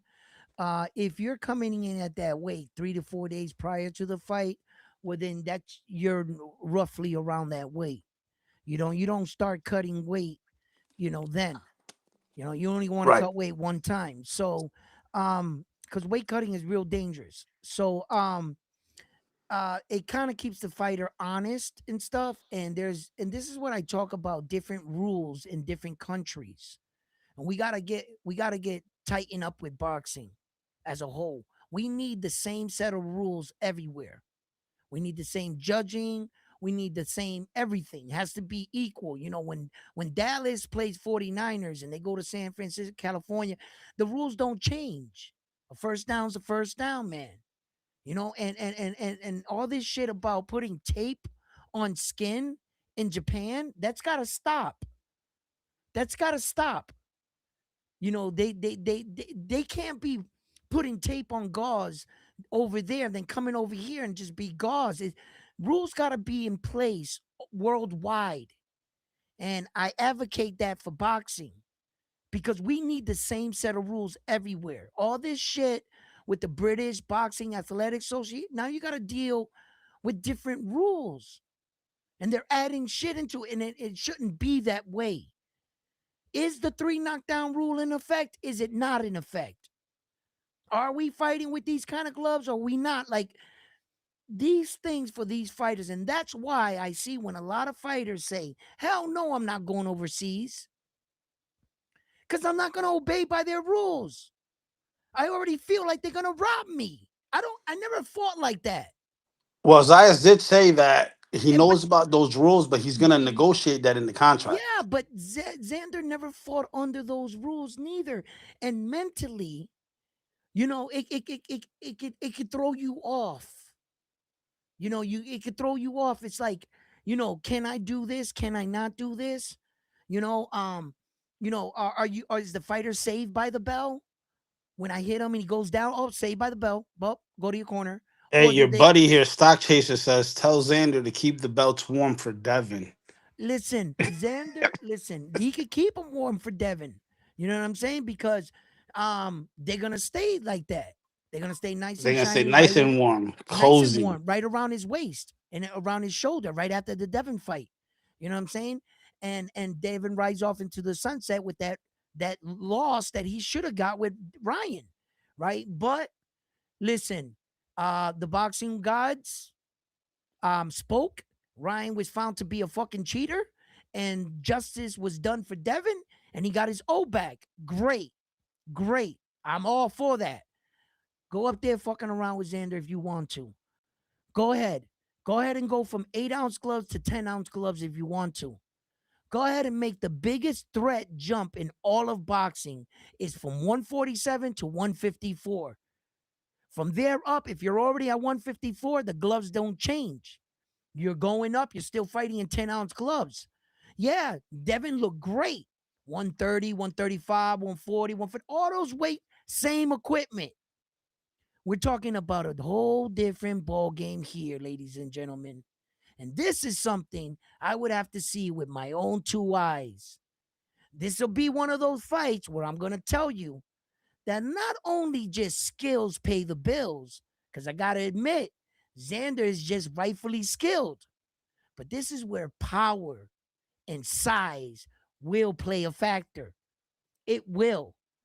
And Devin Haney can come up to this weight division. I'm trying to tell you, if he doesn't get what we call an acclimated fight, a tune up fight, to get settled into the division, to learn what it's like to get hit with 10-ounce gloves and the size of the opening and how much the gloves actually block. What are you going to see? What are you used and accustomed of fighting like Devin? This is a whole new ball game, baby. This is just not Devin moving up one weight division, like 122 to 126, 4 pounds. No. This is the real deal jump. We all know that in boxing, but a lot of fight fans sometimes forget that the equipment is about to change. And Devin is entering a new phase in boxing. And I can't just say Devin's going to be the old, same old Devin. Go in there like he starts Brian Norman Jr. and reminded the world of who Devin was. Congratulations. Congratulations. My boy, you did great. You did great. But if you and your dad think that it's just easier said than done, and I'm just gonna be like, oh shit, Devin's green. I'm uh um um Zayas. Zayas is green. Xander Zayas is green because he's young. If you really think that that's all it's gonna take to be a unified world champion, Yo, Devin. Yo, Devin does Dollar, Debo, Dream, Haney, Pillow Fisted, Email Champ, whatever name you want to put on them, all that shit ain't going to help you. It's not. Because I'm a fighter. And I got to tell you, I got to admit, this is something I got to see with my own two eyes. And like I said, if Devin was to ever fight Xander and pull some shit like that off, you gotta respect that. And what's at stake? I've already told you. By Devin beating Xander, he beat a unified world champion and got 4 divisions. That will go one up on Shakur. Because Shakur only fought Teo that had 1 belt. Xander's a 2. That's why he's being sought after. See, Xander's not being a targeted because, you know, they think that Devin matches up well against Xander. And I agree. I agree. I think at times Devin can look and be a little bit slicker, but he did that against shorter guys. He never did that. He got stunned against what's his name? Uh that what's his name there? That did Who? gave Devin the stanky leg. He made him do the stanky leg. Linares. Linares, yeah, because he was taller. You feel me? And Devin had to throw his punches at a different angle when he fought Loma and other guys like George Camboza. They were shorter. But Xander is he's got a wider frame. He's bigger, and with those big ass gloves, man, you could protect a lot. The openings are gonna look smaller for Devin. He's got a couple challenges to overcome in a fight like that. That's not an easy. I don't care. Listen, these guys are like, yo, Xander's green, this, that, and a third. Brother, Xander has beaten some pretty good fighters already. He How beat many Mexicans Chino has he Perez. beaten? Because they Oh, he, talking shit right now. oh, he beat the shit out of a whole bunch of them. And Chino Perez was one of the last ones, right? You seen that And ass since whooping. hold on, and since he ain't got no power, if you go back to his fights against Nah. Salazar, I think it was, there Xander was a has a couple of lot of them. Yo, power. he's knocked them down a couple times in No, those like I fights. told Not that he knocked them out, but he knocked them down. So Frontline. what are we talking here? No. At Frontline, I told you, Xander's record, his power, and everything. It's the kind of resume that the score doesn't tell the story of the game. You ever see a game that you look at the score at the end and you're like, that does not is not telling the story because these dudes whooped their ass. What happened is the coach took out all his starters and put in the third string, and they scored 3 touchdowns in the last 5 minutes of the game, which made it look closer. But in reality, they got their ass whooped. That's exactly what Xander's career has been like. Gallo, Yo, nobody said he stopped Chino.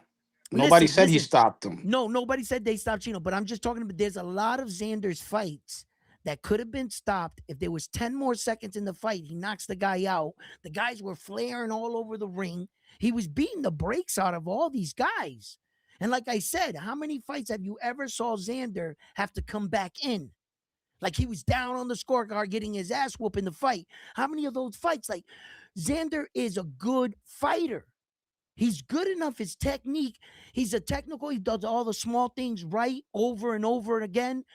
He's a good mover. He fights strong going forward. He gets hit. He doesn't shy away. He keeps going forward. So he's a very dangerous fighter. And when you're going up this kind of weight division from 147 to 154, brother, you're 3 pounds away from fucking 10 pounds. Never mind what we rehydrate on fight night. If Xander is fighting at 154 on fight night, what's he weighing? You guys think that So this he is said it. easy. He said it on the podcast with Jaden on it's on a What on a did he say? Spanish podcast. He enters the ring at about 180 to 180, between 180 and 186 is what he enters. Are you fucking crazy? That's like 22 pounds of rehydration. And you think that Devin is gonna blimp up, bro? These are all the elements that I think of when I think of a fight like this. I'm not blind like fight fans like Stock Chaser, right? He's like, oh, Devin, right? Ha, Stock Chaser, I had to take a shot at you. Love you, right? So, Stock Chaser is just looking at Devin for the quality of fighter he is, and he doesn't see anybody else. He's not gonna see, no, you can't beat Devin. No, listen, not in this type of fight. In this fight, I'm looking at everything that comes with this kind of fight. All the changes, the weight jump, what you're gonna rehydrate to. All this shit comes into factor. The size, everything. See, people just are like, yo, Devin's nice. He does. Yes, I can agree. I can agree. Yo, Devin is nice. I always Yep. said that. Hold on, But because I want to give you some names of the Valenzuela. He beat Valenzuela. That was a TKO fifth round. Salazar, he won by UD, but he dropped him a couple times. Espaves, another big name for Mexican, even whatever, but he was down in round one. Who else? There's a couple. There's a couple. I don't know if Ortez Mexican or not, but whatever. The point I'm trying to get across is that a lot of these so-called Mexicans, yeah, they got dropped by Zayas, not knocked out. I didn't say. I never said knocked out, but they got dropped. yeah. And So another thing by like Stock Chaser, he keeps saying that Xander's defense, that overhand right that he gets hit with a lot, right? Okay. What uh uh I think let me guess. Well, let me while you think fucking about that, Bulbos, wait. Um, uh, Antonio Moran. I just looked it up. Antonio Moran is Devin Haney's last knockout. what year was that? That was 2019. Jesus Christ. Well, no, What? he has the one underneath it. He has the fourth round one with yeah, that's right. Okay, but that's still 2019. It's still the same year. So you can even count that. So it's still uh God damn, 2019 was his last knockout. And It's yo, and 10 then years ago. you listen, and No, then they think that Xander is gonna get punched by the overhand by Devin, right? And that Devin is gonna put him down. Like, nah, brother. Xander might get hit by that, but he might trade it for two big shots of his own. He might just walk through that shit. hey, I Deep don't think Woods, Devin with $2 10 super ounce chat. gloves. Yeah, what up? Oh, we got a super chat. Read it. Throw it He up. says, "Salute, my brother. Northeast strong. Much love." That's Deep Woods. All right. Hey, Bobos, just so you know, you're saying that Bad Bunny hugged Xander and that he's gay. Shut yo, Just so no, just so you know, Bad Bunny is the one that owns Rima Sports. Xander is an ambassador signed to Rima Sports. So yeah, and the other thing is Puerto Ricans when they salute each other, when they say hi to each other, if they're like known, to we hug. We always shake hug. hands Yeah. and we do a hug Yeah, but after the we don't do handshake. the Italian thing. We don't kiss our uncles in the mouth. Yeah, We exactly. yeah, we don't do the Italian thing. They will kiss each other. That shows real love, I guess, and respect. When another man can kiss another man in the mouth out of like respect, I Nah, guess it fuck. I guess it shows to them that they're machismo. I don't know how they view that, but I'll do without kissing my uncle in the mouth. Okay, a hug for us is good. It's better than a handshake. It shows unity. He is the Respect. yeah, respect, and he is the co-founder of Remo Sports. So when you're signed to somebody that's promoting you as an ambassador to your company, it would be the respectable thing. And we don't do the turkey thing where we hold hands on the beach while kicking sand. You know what I'm saying? We don't do that. All right. So don't say nothing about a hug when we got people holding hands. Yeah. You know what I'm saying? Looking each other in the eye, saying, "Yes, I'll send you the contract." No, you send it first. No, listen, don't give me no shit. Go ahead, keep going. Nah, but I think it's more of a Caribbean thing because Dominicans do the same Yeah, thing. we all do it. But It, the brothers do it it's in the hood too. We get the first dap up, and then we give the over the arm reach. Sometimes it yeah. depends what who you on and who you are, though. You know what I'm saying? So yeah, but they always pull the bring it in, bring it in, bring it in. You know what I'm saying? So there ain't nothing wrong with the bring it in. I'd rather not doing the holding hand and the kissing on the lips. You know what I'm saying? I'll do the bring it in any day over that shit. All Stock right. says, I just think it's a great fight. Xander Dev in MSG. Yeah, it'll be a phenomenal fight. TL2 is down bad. Says takeover. Put Xander down is wild. Is Stock Chaser says. Jivan says 8 ounces worst is worst. Bro, how you think this works? I Okay, check it don't. out. 8 ounces or worse. That means that Devin Haney can punch harder with 8 ounces. He's going up to 10-ounce gloves. He's going up to Xander Zayas' world. Xander fights in 10-ounce gloves, 154. So how the fuck does this get better for Devin? He's not fighting in 8-ounce gloves where he hasn't knocked out someone since 2019. That's like sleeping on a mattress with a pillow top that you Right. just So if you're added. not punting that hard with if he couldn't keep Brian Norman Jr. down, he put him down, but he couldn't finish him. And he didn't put him down again in the fight.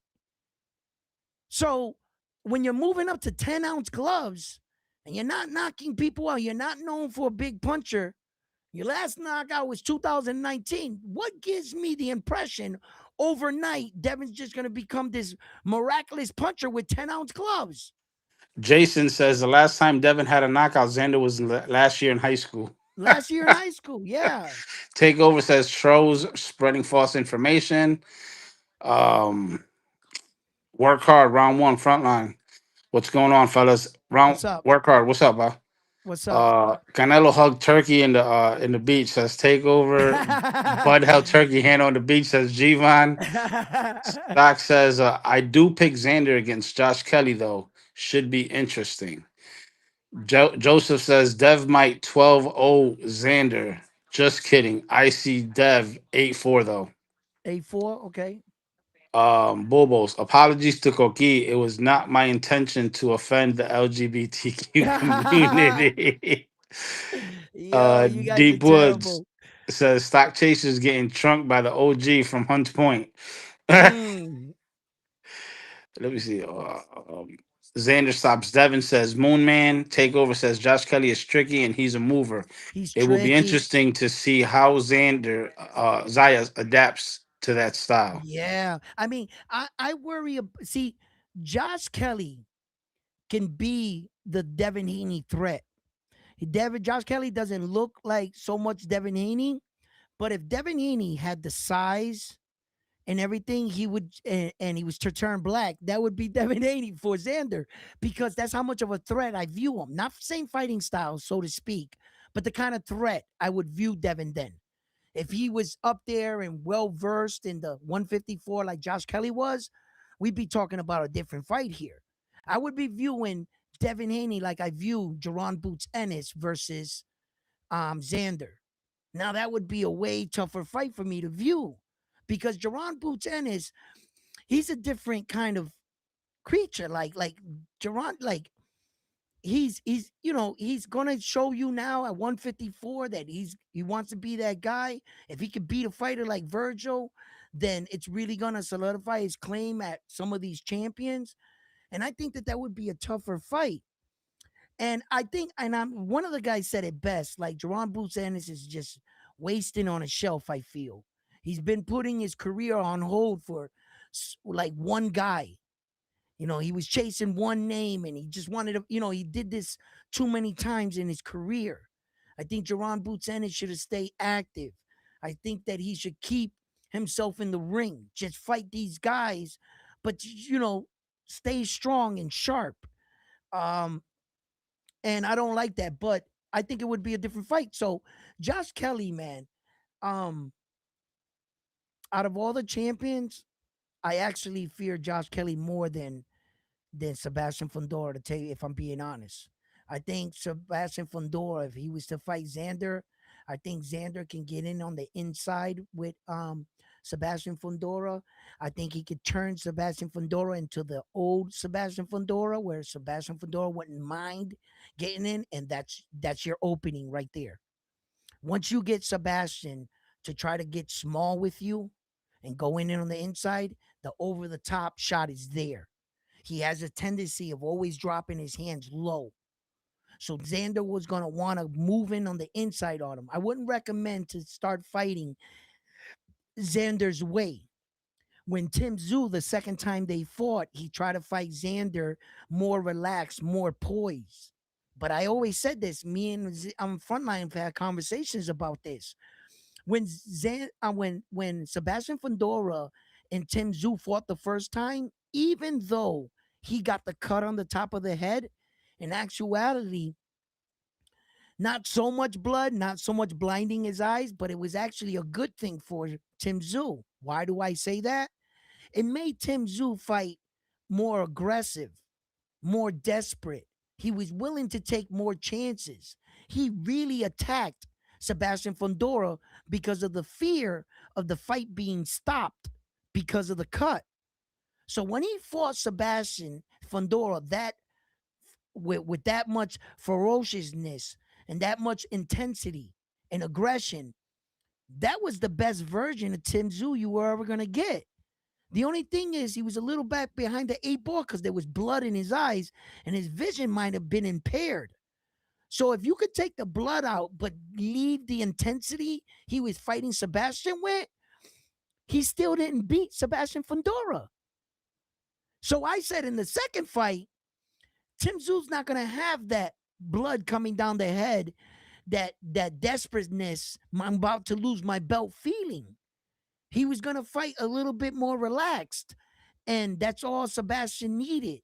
For Tim Tszyu to slow down that much and be that much calmer.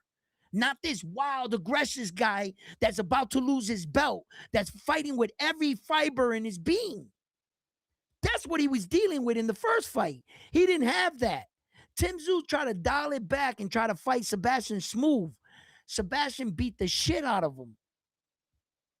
He pop, pop, pop, pop, pop. He wasn't fighting with that same variety, that intensity, like, I'm about to lose my belt. He didn't have that. Hey, did you see that video with Keyshawn going to the block looking for Devin? Get the fuck out of here, That shit bro. was, yo. You know what house that was, right? Yeah, the where they filmed the movie, it just got Yeah, remodeled and they that put the that picture in shit the was background. funny.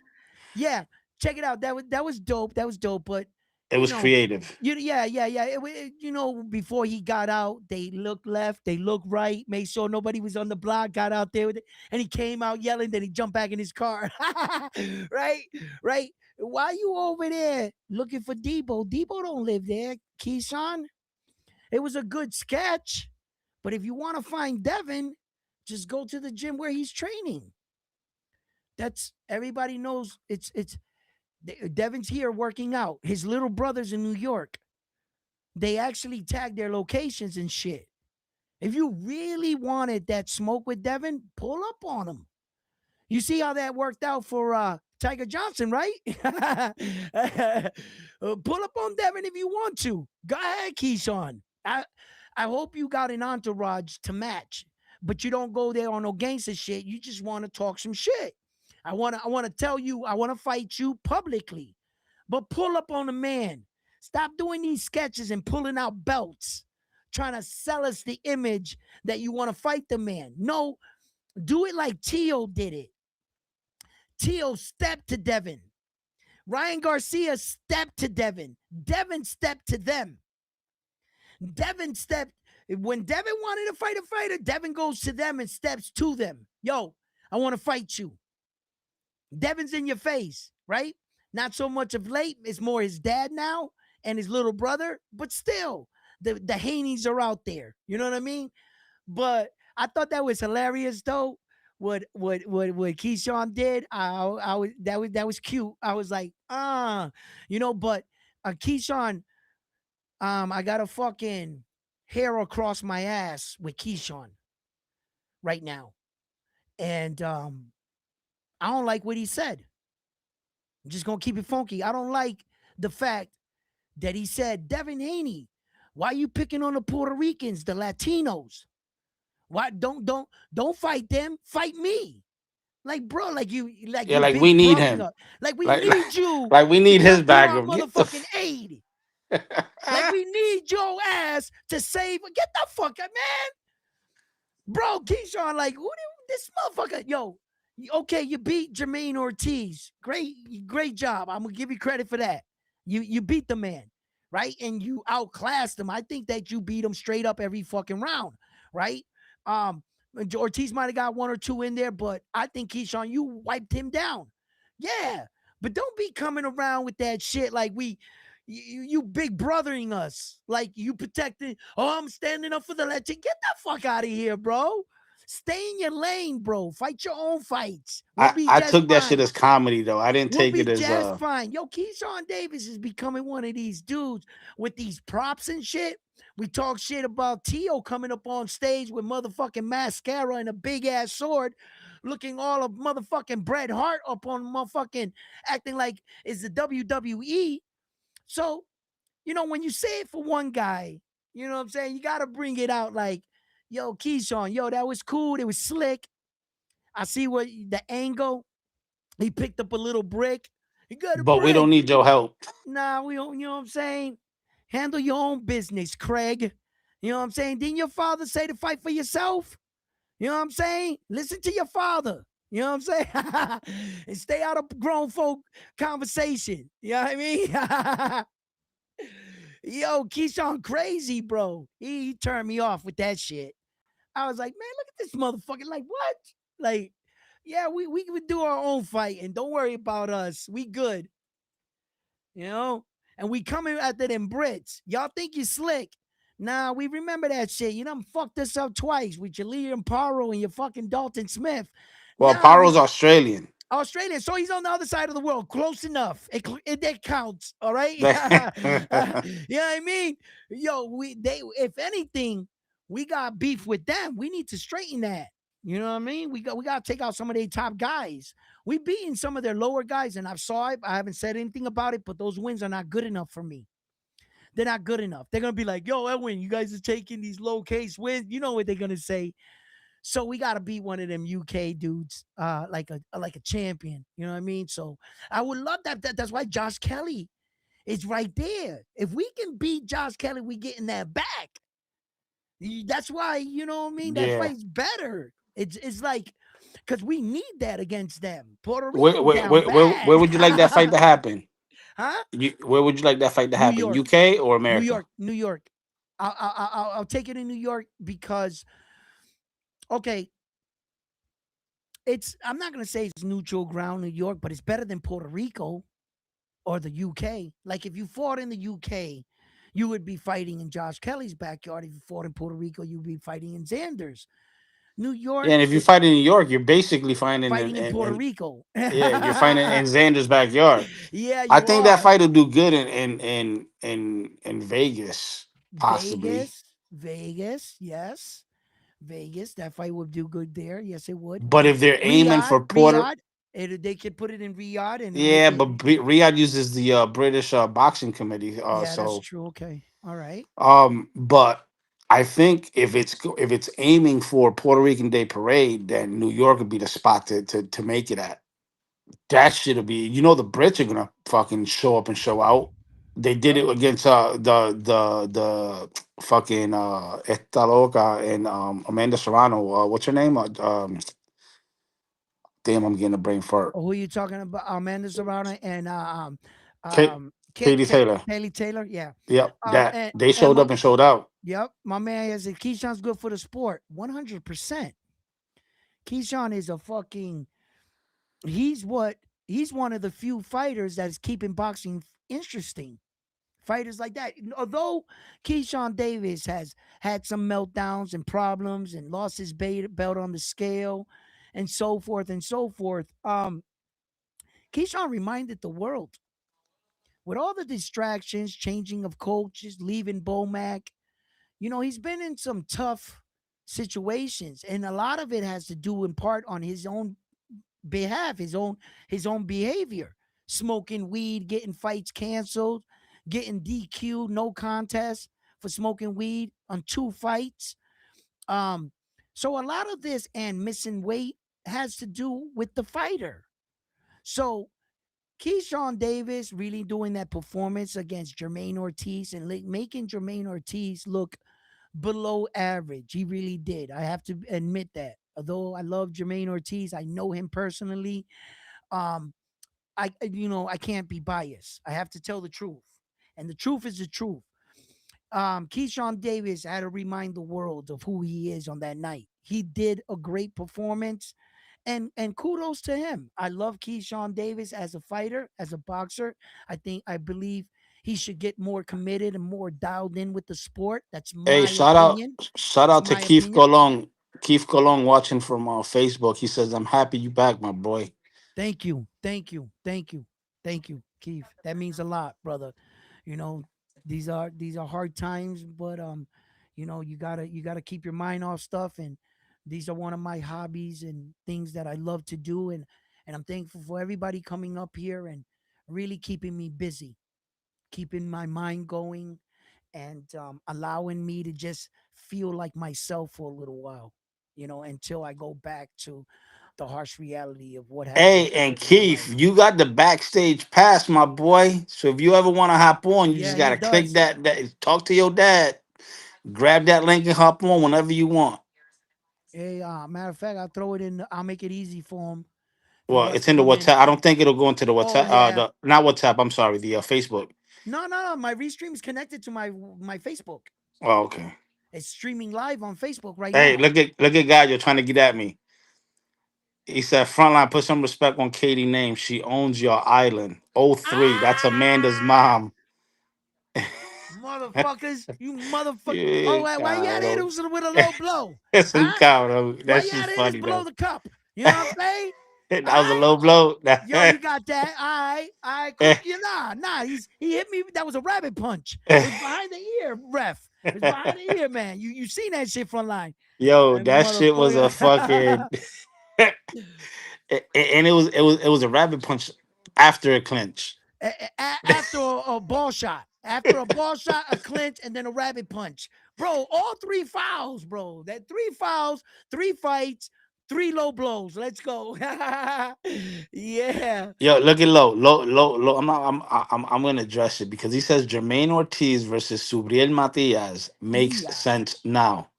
So if that fight makes sense, why doesn't the Tio versus Subriel make sense? Right, right. They want to throw us against each other, but won't, you know what I'm saying? Yeah, Put their get the little fuck out of Tio. here with that Fuck out of bullshit. here with that bullshit.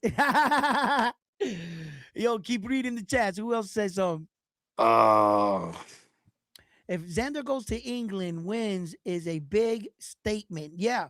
Um, Asbar Rule was a real warrior, a road warrior. Abbas Baru, he went on the road and won his belt on the road. There are a lot of fighters that I respect because they do that. To go into somebody else's backyard, for Devin Haney to go out to Australia, you better believe he was going to have to whoop George Camboza's ass convincingly. Because if you gave them anywhere near a close fight, they were gonna rob Devin. They were prepared to rob Devin. You seen the scorecards on the first one. They were prepared to rob Devin Haney that night. So it's dangerous going to other people's and fighting under different rules and being informed of this. And you know how they do some sucker shit. Sometimes they won't tell you a rule or two. Oh, we thought you knew. We thought you knew it was tape on skin over here. And then when you finally get there and they're putting tape on skin, you're like, what the fuck is this? Oh, you signed the contract. Bro, that's why your management and promote, you got to read everything. You got to read that fine line and what you agree to. Just like the situation with Shakur Stevenson in the WBC front line. And with these sanctioning fees and a lot of people feeling that the WBC stuck their nose in business on a night they weren't even present. And I say no to that. I say no, They that's were present. they They were were present. present. Yes, they were. Frontline. Is this facts or not? When the WBC asked Shakur Stevenson, if you're gonna move up to fight Teal, the minute you fight Teal, we're gonna vacate your title. Shakur Stevenson was the one that told them not to vacate the belt. Shakur Stevenson's the one that told the WBC at 135, no, I want to keep that belt and I want to fight Teal at 140. So by him not relinquishing the belt and holding on to the belt, that's why the WBC was involved on that night. And for the record, they held the belt because he was planning after fighting Teo to go back down to 30 fight But to oh, 35. that's what I That's the said. reason why the WBC got involved. Now, not only that, Yes, the false allegations about being $120,000 fee, that was just an estimate. It estimate. wasn't Yeah, a solid number. It was a number right. number that was going based on what potential The sales purse and the the sales at purse. the end. Yeah, what Right. everything. Yeah, because Shakur's contract read like that. He didn't take a lump sum up front. He And betted on himself on the back end. Yes. Okay. But now and okay, go ahead. Finish your thought. and the other thing is when the IBF, WBO, and the WBA sanction a fight, Hmm. they get paid up front. No, they get paid up front. Yeah, the WBC WBC, is the only organization that allows you to work with them right, to fight for the belt. If you don't got the WBOs, the WBA or the IBF's money up front, you're not fighting for their belt. So that's why the WBC is so fucking cool, right? But I just want to keep this and bring this to a point that Shakur Stevenson never had to pay sanctioning fees to the WBC if he just went by the rules. If Shakur Stevenson believed in himself and he really felt like he was going to win that fight against Teo and stay at 140 and not just fuck around with a division and throw a monkey wrench up there, win a belt and try to run back down, right? This is Shakur Stevenson's fault because the WBC was just going to do what the WBC do. Okay, go fight for their belt. And in our rule structure, I could put it up for you. I had it up the other day. It says if you go compete for another belt at another weight division, we take our belt. That's the WBC's rules. wait, it's not take because that's stripping. Yeah, They no, well, vacate. vacate. They vacate the belt. Yeah, Right. It's vacated. But Shakur Stevenson requested that the for them belt to does not be vacated to correct, hold it for him because he might want to come back down to 135 because Tank Davis one day might fight him. So he wanted correct. to keep the belt so that in one day he might fight Tank Davis. Then when the all the news broke about the WBC being assholes, wait a minute. They weren't involved until Shakur asked us to be. We were going to do what we normally do, standard procedure. You fight for their belt, we take ours. That's standard. It happens every time somebody does that. But upon your request, you you agreed with us that we were going to pay and you were able to remain and keep your belt. Then when it's time to pay the bill, you want to fucking skate out on the plug. See, that's the Here, thing that bothers me. Before Shakur went into the fight, there was an agreement. There was an estimate. 120,000 was the estimated price. Didn't mean that you were going to you probably would have paid 90, 80,000. roughly about whatever it was. It was just or you might pay more than 120. Right. Sometimes the project comes out more money, right? Yeah, that was But just an estimate. They it don't. was They just an didn't. estimate. I don't know what the final number. I'm not privileged to that. So I can't speak on actually what the number was. But I do know that the WBC's in their right because this was something that Shakur ordered. He chose to keep that belt, and that's why the WBC was on the line on the night with the Tio fight. They didn't have to be there. Shakur invited them. You Yep. understand? So Gallo says Ortiz got stopped and Matias got stopped. Lopez didn't. Whoa, whoa, That's whoa, whoa. You want to he's bring? saying that. Can we Wait, bring up he's these saying super that. knockouts?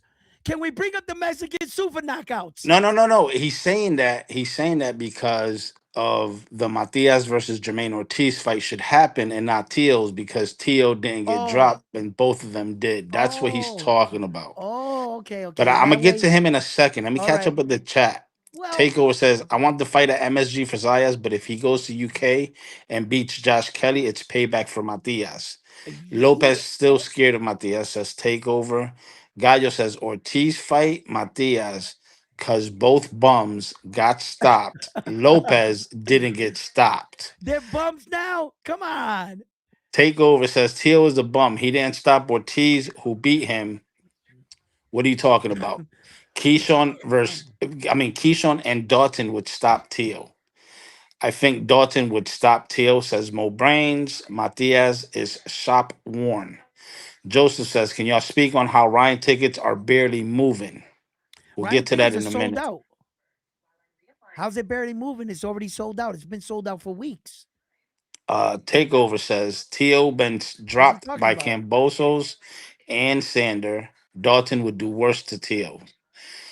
Matias should move up to 47, says Bobos. Takeover says Matias would destroy Barboza and Teal couldn't. Takeover says Matias beat Puello, who beat Sander Martin. I like the 140. That's where the smoke is. At 47 is dry unless Matias goes after Pato for the rematch. Ryan from the six says, forget that taxing fighters is nasty. The WC is showing they ass right now. Nah, nah, Now, nah, nah, nah. before you address Ryan, um, who was it that said it? Mo Brains. Matias is shop worn. Here's the thing about that fight with Dalton Smith, and I'm not putting excuses out there. It's just the facts and the reality. If you followed the whole trajectory when that fight got announced until fight night, Matias was doing more interviews and in front of cameras trying to defend his claim of being a dirty Yeah, fighter. yeah, that affected him. That's number one. Number two, It did. yes, I'll be the first to admit it. Did it get more sales towards fight night? Yes, it did, but the card wasn't doing too good sales wise. And then there was a cancellation on the fight. Then, well, then the cancellation of the co-main. Yep, with the Now, Sereno brother. granted, it ain't Subriel's problem. It's his promotional company, Fresh Productions problem. But because Subriel's a loyal ass dude and he's loyal to Yomi, which is Juan Orengo, that put a toll on him. Yeah. So he wasn't 100% focused in training and on the fight. And like I said, it's not an excuse that he's Yeah, giving. I'm yeah. Well, I'm you know just what? putting the facts out. You know what? Frontline. He took 100% of an ass whooping from Dalton Smith. I'll tell He you that did. much. He He took. did. You know what I mean? So Subriel Matias, although that I felt like he fought reckless. I felt that he tried to walk through Dalton Smith's punches. He made it a little bit easier. And before he found out and realized, Dalton, wait a minute, Dalton's a puncher. And he has a pretty big punch that he really staggered Matias. Matias, like I can agree with you on that. I think that a lot of this thing is also mental, and he was fighting a different kind of war outside of boxing, trying to prove he was a clean fighter. And I think that arguing back and forth with Ed Hearn, Matias wasn't looking at Dalton Smith no more at the weigh-in and everything. He was looking at Ed Hearn. I think he was fighting more than one person in the ring on that night. Subriel. and it got to him. Kudos to Dalton Smith and Ed Hearn. They did their job. Their fucking smear campaign worked. It affected Shabil and it cost him his world title. See, this is not also always boxing about just the physicality of boxing. There is a mental part of boxing. And if you don't have it all together, well, there's more way than one to beat you. He beat Matias straight up. Yeah, straight up. The guy you just wrote, Jora. Y'all stay making excuses. Y'all lost. Take Nah, your loss. We're not giving excuses. I Matias well, hasn't given excuses. well, We're this we're not here biased to give motherfucker, well, excuses. hey, this biased Puerto Rican dude, he's gonna say some shit, and I know it, right? But Nah, you no, know, no. When just it comes to because we all Matias, Puerto Rican, I just want you guys to get familiar with me. I call it like I see it. You know what I'm hey, shout saying? out to Bentley with the $5 super chat. He says, "My brother, boxing aside, I want to send my condolences, brother." Thank you, thank you. Now, we could address Ryan about forget the taxing fighters is nasty. The WC is showing their ass right now. Well. Let me just say something about the WBC. The WBC is like anything in life. If you think that you're the best in life, you should be worth more. A Rolex is not the same as a Timex, is it? You can never say that, man, my fucking Rolex is so goddamn expensive than watches. Why can't they lower their price and be like Timexes? Because that's not the quality you're paying for. The WBC does a lot of things for boxers. When's the last time you seen the WBO, the IBF, make a gold solid ring and present it to the winner? What do you think? That's free? You think that $150,000 ring that Terrence Crawford won on the night? Who put the money up for that? The WBC. When does the IBF do that? So if you're holding your belt in regards as being the Rolls Royce of boxing, so you're gonna have to pay a little bit more for that. And in order to win a WBC world title, it is the most recognized world title we have today. You're gonna pay a little extra for that. And because of the fact that the other fighters are trying to make it what? These sanctioning fees are crazy. Well, you should listen to where that information is coming from. Terrence Crawford has been paying the WBC throughout multiple divisions. So has in Shakur Stevenson. If I'm not mistaken, doesn't Terrence Crawford have 5 weight divisions? So you mean to tell me you came up 5 weight division, got all those belts, and at your last one, you all of a sudden recognize that the WBC was charging too much money? Or is it that you just didn't want to pay while you were walking out?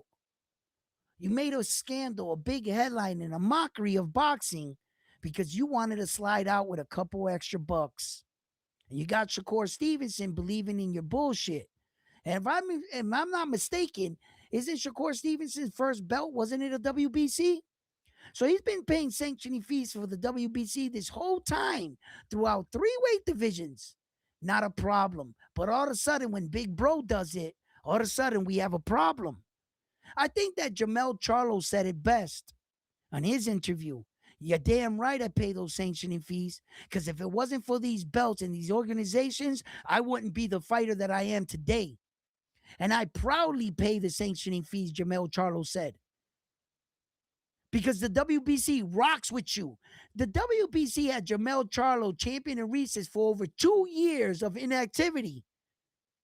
And they still had Jamel Charlo's back. So I don't want to hear that the WBC is a Mexican belt and they only look out for Mexican fighters because that's bullshit. The WBC looks out for the color green. That's who the WBC money, the green color, the universal color. That's who the WBC has always rocked with. And how do I know that? When Stephen Kubo Fulton and O'Shaughnessy Foster, Stephen Kubo Fulton made weight, what did the WBC do? Man, they made up a quick interim 135-pound championship. Quick for the brothers. That wasn't two Mexicans, now was it? And then Jamel Charlo is not Mexican, brother. And Floyd Mayweather is not Mexican. There's been many great American champions that have rocked out with the WBC because they are the best. They are one of the shystiest. Yes, they are. Corruption runs rampant around boxing. But what belt isn't? What belt isn't? Let me tell you what I see. with my own two eyes. Look at all those green belts around Floyd. Ain't that pretty? That is so pretty. Yo, the WBC made Floyd Mayweather on the day for Conor McGregor $1 million WBC belt. When's the last time the IBF, the WBA, or the WBO ever did some shit like that for a fighter? When you fight on the WBC world stage, bro, they bring out all the stops. The Mauricio Suleiman's at your fight, rocking out. You get a WB. That's why they don't got like a real ranking system. They elect the fighter they deem worthy. That's why Ryan got a title fight. See, the WBC doesn't. That's what's a lot of people gets turned off by the WBC because they're not like an honorable belt. Like when it comes to ranking, like the number one guy getting all the way up to the top, he doesn't always get the title fight. If you got a big name and you're fucking one time Keith Thurman, or you got a name like Manny Pacquiao, or you got a name, you can skip the line. You can skip the line and fight for the WBC. If your name is Ryan Garcia, they'll allow that because they're a 5-star bougie. They want to deal with the most popular athletes, the superstars. That's what the WBC rocks with. That's why a lot of people get turned off by their bullshit. Yeah, there's a lot of bullshit that comes with that fucking belt. But every belt kind of got their own bullshit. But as far as it goes for like the WBC taxes, brother, that's been the same price for like 25 years. The same price. Since Floyd Mayweather was fighting way back then, the WBC's fee has not changed. It's always been the same percentage off your purse. So how can these fighters turn around for 25 years? It's been going on and finally say, you know what? These fucking prices are outrageous. This is crack prices. You know, no, brother. No. You trying to run off on the plug. You just didn't want to pay that last look. Floyd Mayweather, if you think the prices for the belts is crazy, didn't Floyd get charged $150,000 per pound when he came in to fight Xander? Did he miss weight by 2? And that was like $300,000 for 2 pounds overweight. You guys are talking about sanctioning fees Hey, for 2 pounds. Ryan says the They fighter charged him makes the $100,000 a pound. Ryan says the fighter makes the belt, not the other way around.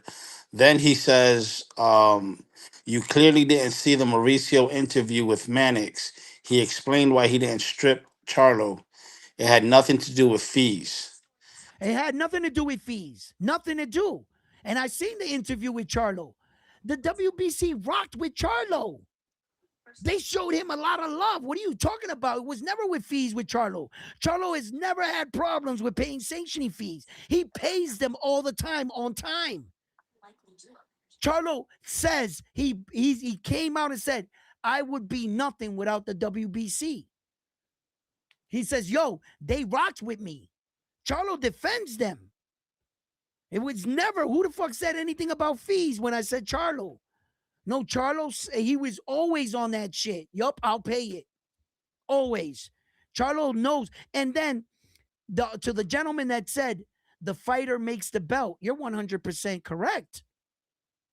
Without the fighter wearing that belt, you're only as good as the champion that wears it. Here's what kills me with all these fucking people backing the fighters, right? Yeah. These fighters, before they get into the ring, before they fight for the actual belt, they're given these rules that these sanctioning bodies have if Yeah. you want to be a champion in their You, with their sanctioning bodies. yeah. That being said, Shakur knew what he was getting into Yep. when he asked the 100%. WBC 100%. to sanction the 100%. fight, or not sanction it, but be involved by keeping But his belt I want you to active. know something. I want you to know something. I want you to express this to the people out there too.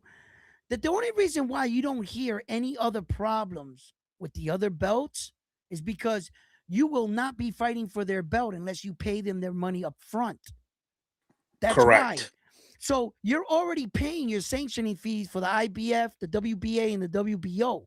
So there's never a problem or you hear a debate because in order to compete for their belt, your promotioner, your manager, whoever, you got to pay that off before even competing, before even stepping into the ring. They already got their money. See, but the WBC says, all right, if you don't got the money to pay us, we'll allow you to fight, make your money, then give us our money. And because of that, we add a little bit more percentage. But we don't take money from the fighter like the rest of the organizations up front so that you have more money to invest in your fighter. What if you needed that 80,000 for a nutritionist? More money to prepare you to get better for the fight. So the WBC says, rather than giving us our 100,000 right now, why don't you take that 100,000, invest it into your body, into your training? You don't got to give us, get that out of the way, get your money. We know what it's going to be because we're in the room. We're WBC. We know what the purse gate's going to be estimated. After you get your money, give us ours. That's And why then the not to WBC mention, gets a little more. Mauricio, he does old school business, meaning it's based on loyalty. It's based on a verbal type of contract. I mean, yes, they have their written contract, but he made it clear, not on the Mannix interview, but on the Ariel interview. He said, "Guess what? None of our numbers are in writing. If the fighter after what you call it after the after the fight, if the fee is, let's just say 120, you want to negotiate it, that's fine. You can negotiate with the WBC. They don't have a problem with that. Yeah. You But see, you again, see, like you said, yeah. they Uh, don't ask for their money up front. right. And you see, like Ryan right here, right? Um, the IBF, you're always gonna get your shot. The WBO, now look, wait. See, that's what I like. Let's stop with the IBF, right? Let's start with that right there. That's why I like the IBF. I like the IBF because the IBF caters to the B side, not just to the A side.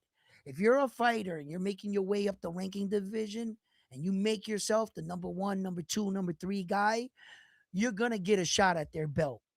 You're going to get a shot because they honor their ranking system, the IBF. Now the WBO is a belt that has a new rule put in place. They're a little bit different than the all the other belts, the WBO. They have a rule that if you're the number one, the number two, or three, or whatever, and they offer you a title fight, if you don't take it, you go back to the bottom of the line. They don't want no ducking in the WBO. Like William Cepeda. He was offered multiple title fights. He was just going through shit in his life, having a baby during one time, another situation, he was injured, and he became the number one across the board. The WBO wants to prevent things like that from happening. They want to make sure that the guys coming up do get their title shot. So the WBO is becoming a real belt, and they have a rule. They're the only belt that you can challenge the above champion like that. But they also got a rule you cannot hold two belts in one and two divisions simultaneously. The rule states the minute you compete for another belt of the WBO, you vacate the other one. So the WBO is different. Now the WBA is it's a sad case of a belt. It really is, and I'm sad to say this, and because it is the original belt. The WBA is should be the most prestigious belt in all boxing. It's the first belt. All these other belts spun from the WBA. The WBA has the most history in boxing. It should be recognized as the most prestigious belt, and it is slowly being erased from boxing now. I even got the boxing game Undisputed. They don't got Neo Yain away in the game. Well, they do now because I made him. He's in the game. right?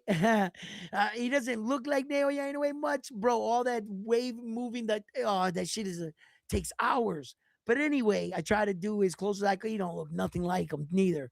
Yeah, but anyway, they don't recognize the WBA title in the game in Undisputed. They don't recognize it in Box Rec. They're not. The boxing world is slowly detaching itself from the WBA world champions. They're being stubborn, they're being hard headed as an organization, and it's sad to see that their belt is becoming a joke. It really is. And the reason why their belt is becoming a real joke and no one's taking their champion seriously, because up until today, to present time, I don't think nothing's changed. They want to recognize two champions in one weight division for all divisions. They want the ability to write down in the history books at the exact same time Tank Davis and Devin Haney both had a WBA title at 135. They want the history books to consider them both champion. Not interim champion, not regular champion, but champion. And they want the Boxing Hall of Fame to recognize their regular and their super as champions in the exact same time. And no, and the boxing world is saying, no way. Who's the champion? Or the interim champion, you have a piece of a world title. A piece. The gold, the silver, you guys got pieces of world titles, but you don't have full status. The WBA wants you to consider the regular and the super in the history books as champions. They want Tank Davis to get credit for like 6 title defenses he should never get credit for. Brother, you defended a regular belt. That wasn't the world. Then the WBA saying, yes, it is. Tank Davis is a champion. Then what the fuck does Devin Haney had? What did he have? What is that, a paper belt? They said, no, Devin Haney's a real champion. All their regular champions, under their rule structure, the regular champion in the WBA has to honor the mandatories, while the super champion gets to fight anybody he wants. Because he's already did 5 title defenses and mandatories. So that the responsibility of the division falls on the regular, according to the WBA, which is this belt right here.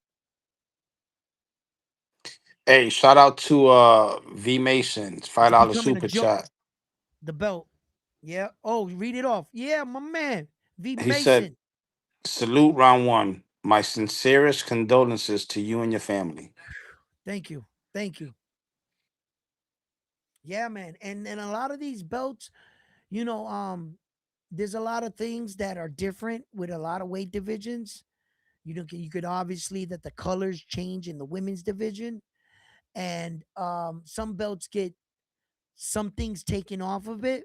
But the ringside ring mag, I mean the ring magazine, not the ringside ring magazine belt, really surprised me when Oscar Collazo got his ring belt, and he was like the first champion in boxing history to be awarded a ring belt at the lowest weight division. And his things are like bronze; they're not gold. They look black almost. The plaque and the two, you know, how like Teal's belt, it's a gold one. The heavyweight one is a gold plaque. You know, and sometimes when the belts get smaller in weight divisions, some things come off. But when you win your belt, you can read a belt and you'll see the history on the belt with all the things being filled. So yeah, it's very interesting. Shout out to L Money. He says, round one, peace and love, blessings to you and your family. Stay positive and keep shining, honey. Yo, Thank you. for in case y'all don't know, this right here, what we doing or what Edwin's doing right now, talking to y'all and talking boxing is fucking therapy for him. Oh, it is for This me. shit keeps his mind Uh, off of real life shit. You know what I right mean? now, and I need it so bad because it's like I don't want to remind myself of I'm doing this because I'm doing this to escape it. I don't want to talk about it while escaping it. It's a tricky, but I want Yeah. to acknowledge it, and I'm thankful for everybody because a lot of you know about my situation. I recently just lost my daughter, and it's just tough. And I haven't even gone through the funeral yet. I went out and bought a suit yesterday, and I broke down in the car, and I just can't believe this is happening to me. But going through this and watching boxing and everything, and talking with you guys, it really helps me, get my mind off everything, and it gives me that outlet that I need. So I'm very thankful. I'm glad that everybody, understands, and we have been for the most part talking boxing every now and then. Thank you for all your love and support and everything. Because it's there. And I love to also hear you guys are also like giving me the strength that I need to really like go through this. I'm probably gonna have another up and down episode when I finally get through the funeral. That's gonna be really tough for me, but you know, I um, I know my daughter would want me to be strong and go on. I know who she was. And I know that this was nothing like. I have no one to blame. It's not like she went out and was something horrible happened to her by another person or somebody did something to her. It's not one of those cases. It's one of the cases where the disease won, like, if she had cancer or so, whatever, and unfortunately it happened. It happened. And I'm just grieving and going through it. But listen, guys, I love this boxing stuff, man, and thank you for just, for the moment and for the time taking me away, and getting a laugh. It means a lot to me. It really does, man.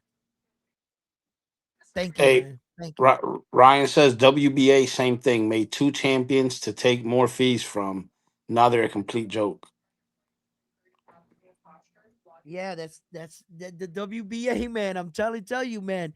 That's why a lot of people like are not rocking with them. And I see that the video game is not. They don't even got their belt in the video game. And I'm like, oh shit, this is getting serious. Where a lot of people are starting to see that their belt is not as prestigious as it once was. And it's a damn shame. Because when you're the leader and everybody, all of this is because of the WBA's vision of making a boxing champion way back then. And look at this is great. And you even got the IBO. I got it right here. Look, if you don't know it, the IBO's right here, the European belt, and it's starting to make its ways. But you got to put in your time. Maybe one day we'll see a five belt era. Maybe. And it would be good. And that's what I liked about all these belts. But I got to be honest. I got to be honest. Let me tell you something. I could sit here in this chair and tell you about all these belts and how shitty one belt is and how better one belt is over the other. But I got to admit to you, any one of these belts will do just fine for me. If I ever had, what I'm saying, would have been more dedicated, more focused in my life and not listen or paid attention to distractions or yams or whatever, and I would have went down as a champion, I wouldn't mind either one of these, and I'm pretty sure neither would you. You might say, fuck the WBC, they're assholes, ain't they? But if you were on a world stage fighting for a WBC and you knocked the guy out and won it, would you take the WBC and slam it on the ground? I don't want that belt. That belt's too many sanctioning fees. No, it'd probably be the happiest moment of your life. You probably drop to your knees crying. All the hard work it took you to get there. That belt represents all your hard work. That's everything you've ever worked for. So it's easy to sit there and say, man, fuck this, fuck the fees, that belt sucks. This man, listen, shit. Fucking, I'll take an interim belt of any of these right now. I'll take an interim right now. After I win that motherfucker, if I was good enough to win the interest, my mind would shift to a real one. But if I got there, yeah, I'm close. I'm close. You know what I mean? So I got to be honest. I Hey, gotta be honest. what are your thoughts of Teal popping up over at that Sufa card? You think Teal might be trying to go over to Sufa? Brother, it looks like the message is out. It looks like Sufa is not playing around. And I don't know what fighters are talking about this pay bracket. Maybe the superstars might not be in the pay bracket behind the scene. You know, I don't know. I don't know. But it seems like, damn, Bam Bam Rodriguez, I heard. He going over to how many fighters Robert Garcia got already in Hey, Sufa? I think Robert Garcia might have a back end deal with Sufa because he's He getting might all just be his guys pumping over there. pumping all the guys into Sufa. That's money. Sufa's paying. They paying fighters and they scheduling fights. It's not like in regular boxing. As soon as you beat the guy, you get out the ring. You don't know who you fighting next. You know what I'm saying? It's up in the air. You not you're man. But Sufa seems to be like, we're gonna get you these fights. We're gonna make sure you're working. You know, you don't gotta worry with Sufa. We're gonna get you a fight. And it seems like the boxers rather work, and it's true what it is. The fighters rather just fight. And if you're making this other product where it's giving me what I rather, they say, oh, hold out for bigger money. Well, if I fight 3 times a year, I'll make maybe double that money I was going to hold out for that one fight just once a year.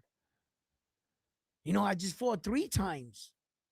So that money will add up. And it keeps me sharp. It keeps me, active. And the more you go in the ring, the more you knock out, the more you're connected with the fans. The next time you come out, the more fans you will get. Out of sight, out of mind. You got to be established as a fighter to be able to pull some shit like that off. Only the great fighters like Saul Canelo can do shit like that. I mean, Saul Canelo, Canelo, Terrence Crawford. Like Terrence Crawford can fight once a year because he was established. He was already established as a fighter. And without with these world champion belts, you can say that the fighter makes the belt, but first you got to get one to make that belt popular. Without you getting that belt, you just go down in history as a normal fighter. You're just Rosado. He fought a lot of great guys, but he never won a title. You got a lot of good guys on your resume, a lot of great names. You just don't got the hardware. Like Tank? Oh, he got emailed. That's right. Well, he got the belt. He got that one belt. He got 2 divisions, so you got to give Tank that. He did get 2 belts at 130. He had an IBF and a WBA. So Which he one did. was emailed? The one. None of them were emailed to him because Tank Davis was smart enough not to accept it.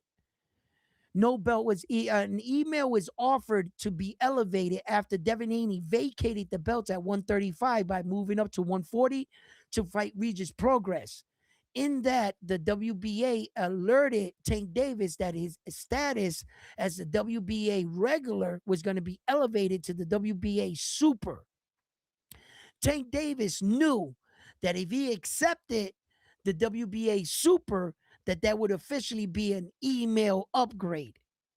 So Tank Davis declined it until the night he fought Frank the Ghost Martin. Once he beat Frank the Ghost Martin, he became elevated as a WBA super. So Tank Davis didn't allow them to put the email title on him. They Hey, tried to, but he was smart enough. You know why? Because he's the one that invented that line. Isn't Devin Haney an email champion? Where did they do that at? In fact, they already did it like 1,000 times before Devin Haney. He was never the first email champion. That's how they always alert the person that you're upgraded in status. It's not his fault that Loma vacated the belt and was franchised the WBC champion. Then Devin Haney was avoided by Loma, and then they said, well, since you're the mandatory and you put in the paperwork, rightfully so, you get the belt because this guy just avoided you. What are you supposed to say? No, no, I don't want. No, I don't want that honor of being called it. No, but Tank just clowned them and it stuck. It Hey, stuck. stock chaser says, does the Pride belt in the UK still matter? Question. Ryan says, boxing's the only sport you pay to be a champion. Literally. Wrong. Wrong. You pay in every sport. You pay in every sport to be a champion. There is no sport that you don't pay for the championship. Who told you that lie? Name me one sport you don't pay for the championship. Anybody in the chat, please tell me any sport you don't pay for the championship because I'm going to shut you down. You mean to tell me you don't pay for your kids' tuition for school, for college? You don't pay for any of that shit. If you get a scholarship, someone's paying for you to go to college. You can walk in off the street in boxing. So the cost you pay in every other sport, you just pay at the front. And boxing, you pay on the back end when you become a champion. But there is no sport in the world that you don't pay to be. You just stop paying stuff when you get into the pros. But make no mistake, open your eyes. We game says the UFC. The UFC, you pay for 4 martial arts. You got to pay for jujitsu, wrestling, boxing, nutrition. You pay so much money to be a UFC fighter to get prepared for one night. Shit. And then when you get the belt, it costs so less as a champion, they should actually pay you. Fuck out of here. There is no title in the world you don't pay for. No title. Brother, them kids, them schools they paying, that UCLA, Boston, you know how much money that shit costs to go to those colleges? And without a college and being drafted, you're usually not, there's no walk-ins anymore. Because of that reason, you got to pay all that fee to get in to play the game. Fuck out of here, you don't pay for a championship. Yo, stop listening to these other fake-ass YouTube channels that tell you guys bullshit. That they leave on, you know why? Because they're not thinkers. They're not thinkers. Round one, I look at things way different, and I'm usually a step ahead of them. You can't sell this to me here. No, we're thinkers here, bro. Hey, Man, Ryan fuck Garcia. out of here. You pay for every title. Ryan says, Ryan Garcia and Jake Paul examples. You don't need a title. Oh, okay, all right. Listen, right. Jake Paul was an established entertainer. He made a crossover. He had multiple of millions of followers from the days of Nickelodeon to his little podcast. That's a different situation. That's like a wrestler or a UFC fighter coming over and making a crossover. Just because he didn't make a crossover from another sport, he was already popular. See, that's not what you're not adding that into the equation. You're acting like Jake Paul literally got off his couch and was nobody and did all that. That's bullshit. When Jake Paul got into boxing, he had a huge following, a huge one. That's like UFC guy coming to boxing like Francis Ngannou. You understand? That's a different element. That's like people going around saying belts ain't shit. Really? Where'd you hear that from? Oh, I heard that from this champion. Well said from a man that established himself a champion. And after he was a champion, he had a little voice. Now he can exist without the belts. See, without those belts, you wouldn't be proven. If the belts ain't shit, without the belts, Terrence Crawford isn't Terrence Crawford. Take away all those titles out of Terrence Crawford's resume. What is he? What is he? Even give him fighting Saul. But Saul without belts now. You can't give him any belts. What does Terrence Crawford turn into? Nobody. Absolutely nobody. He doesn't make nowhere near that kind of money. And he's not that successful. And he's definitely not recognized as the first man to have all 4 belts in 3 separate weight divisions. So how the fuck does the belts not matter? If the belts made him who he is, without those belts, You don't go down in history for nothing. You're just a great fighter that fought all these guys. Congratulations. But you're not a champion. The what solidifies you as a champion is the belts. So this theory of people selling you belts don't matter. No, you need to recognize that the reason why Mike Tyson and Jake Paul made so much money for no belts on their night is because of who Mike Tyson was, the undisputed heavyweight champion of the world. Mike Tyson is who he is because of the belts. He didn't need the belts anymore because his name was big enough. Yes. But his name doesn't become Iron Mike Tyson without them belts. You better believe that, Jack. All So right, don't let these people lie to you. you stirred up the chat. Let me catch up. Daisy, I don't know if she's watching. If I think it's either Kick or Facebook, I don't know. He says, "Yo, how you doing?" We games. Okay, I read that. UFC MMA. Ryan says, "Which NBA player got to pay sanctioning fees?" Um, we game that makes no sense. Peace to God says, "Yo, round one." Ryan says, "You get college scholarships, and now you get paid to go to college." Edwin. Yo, but somebody is paying for those college scholarships. That's not free. That's not free. And there's a 1% that gets paid to go to college. That's like 6 college football players out of all the thousands they have. That little thing that they pulled off, what do you think? All college players get paid? You got Well, about 6 players in all of college that gets money.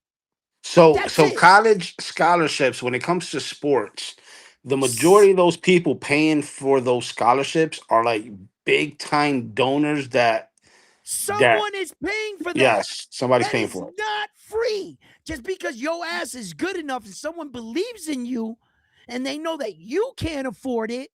And if it hadn't been for that scholarship money, you would never attend their prestigious university or college. Someone is paying for that college. That is Yeah, ain't not shit free. free. Hey Ryan, this ain't Canada. That is not free. All right. So um, so when these kids is coming through, they gotta go through a college, a combine, fucking what do you think these people show up to the combine? They're all no, this is all paid for. These are all scouts. These are all people that are gonna try to make a buck off you at the back end. And what does the football player gotta do? He's gotta pay a manager. He's got to pay a manager a percentage out of his checks every fucking game. And for the rest of his life and season, he will be paying that guy. That's why those managers are on the field with them because that's their client. He's paying him to play in the NBA, in the NFL, in the Major League Baseball. we game He says training gives him fees a are for percentage out of his money for every game. All right? And then in baseball and in football, you don't get your whole all your money. You got to get incentives. You got to run so many yards, catch so many balls, get so many touchdowns to get your incentives. So when you at the end of the year, if you didn't score enough, your check is getting deducted. What you mean you don't pay for a title? You're paying for that title right there. training fees are for everyone. Says we game. Peace to God says when you get a chance, check your cash app. All right, my man. Yo, but I'm trying to tell you, nothing is free. Just because these titles don't gotta per se like, oh, you gotta pay us a sanctioning fee. Every athlete contribute on one way or another. How many cleats they buy, how many hats, cups they ran through, how much equipment. Well, I think you're confusing what they're saying No, I'm not. I'm not. They're because confusing me. No, what no. no what they're saying. Hold on, let me break it down so you can so we can be all on the same page. Boxing, it's sanctioning fees for the belts for the sanctioning Right, bodies. right, right. They're the way they're thinking about it because the way you question the way you asked the question was in Major League Baseball. for the World Series, the champions don't pay for that trophy. Yeah, they do. In the NBA, for the championship games, they Yes, don't pay they for that do. Yes, trophy. they do. The football players in the Super Yeah, Bowl, they don't they pay pay. for that Yes, Lombardi they do. trophy. Yes, they do. They pay for that So Lombardi, Vince Lombardi trophy. so Everything they is paid for. Everything right. is paid But who for with pays for it? Who pays for it? the players, and well, the the fans obviously go to the games that they are involved in, that bring the fans out, and then the organizations and the people when they're playing, they pay for it, and it's Right. made in some fucking Right. But um that's coming from the fans. yeah, I That's know, not I coming know, from I the know, I know, actual I know, play. I know, I know, I know. But in life, And we I think think, that's where the confusion yeah, yeah, lays. yeah, and I'm letting them in on the confusion, and I'm telling you, before you got to that trophy, or if you ever get in there, you've already paid your entrance. See, when you play poker, you pay to buy in first, then you play the game. You don't pay for the championship, you pay to win it. But you had to pay your way in first. Just because the money is flipped, and in boxing, you pay sanctioning fees if you get to the title. But you're not paying throughout your career. You're only paying for your equipment or what you got to invest in it. Just like baseball, boxing, and all, I mean, baseball, football, and all that does. But football, baseball, all those, you got to go through a university, a college. You We can't Game says, just imagine someone paying the NBA to be MVP. check this out. Check this out. You do. You pay for all that. Just because my kid cannot get up and just because he's nice down at the park, go out and try out for an NBA basketball game team. He can't do that. You got to come highly regarded, recognized. You had to be in a school somewhere, maybe dropped out. You had to be something. You got to pay to get into to play. You can't skip in line in professional sports. Where the scouts go, they go to the colleges, to the combines. And you're not going to get past that. You got to get drafted. You don't got to get drafted in boxing. Everybody that puts money into your career, all these college kids that took envelopes because they were starving, then all of a sudden they put this new rule where they can, some of them can mark. Well, not everybody is fucking ball. Not everybody, a college kid got a big name that he's making millions. Not everybody's Deion Sanders' son. So all those college kids are still dead ass broke. Half of them are not even paying their own money. Someone else is paying for them. But you better believe someone's paying for them to play the game. And if they get up to that championship, they paid their dues. They paid like every other person that went through their system and their college that paid all that money to get there so they don't have to pay to win. Because they're already their ante has already been paid for. Just because you put the money up front doesn't mean you're not paying for this trophy or that MVP. You're paying just like everybody else paid for it. You're paying to play. And without that money and that college and all that shit, guess what? You'll never get to next to those trophies because Yeah, those but I walk do. on days are over. I think you're missing the point. The No, point. I'm not missing the point. You guys are. But hold on, let me explain. No, you don't got to explain. No, You listen, pay for listen. everything. I You I think pay what for this yes, trophy. You pay okay, for the but MVP. You pay for the, hold yeah, up, you pay for it all. hold up. Dark You're side said if you you're don't pay, crazy. you don't play. That's Okay, right. You now if you don't go to their colleges and you don't go to the fucking, do you know how much it costs to go to fucking Alabama? You know how much it costs to go to UCLA? You know how much it costs it goes to Florida State?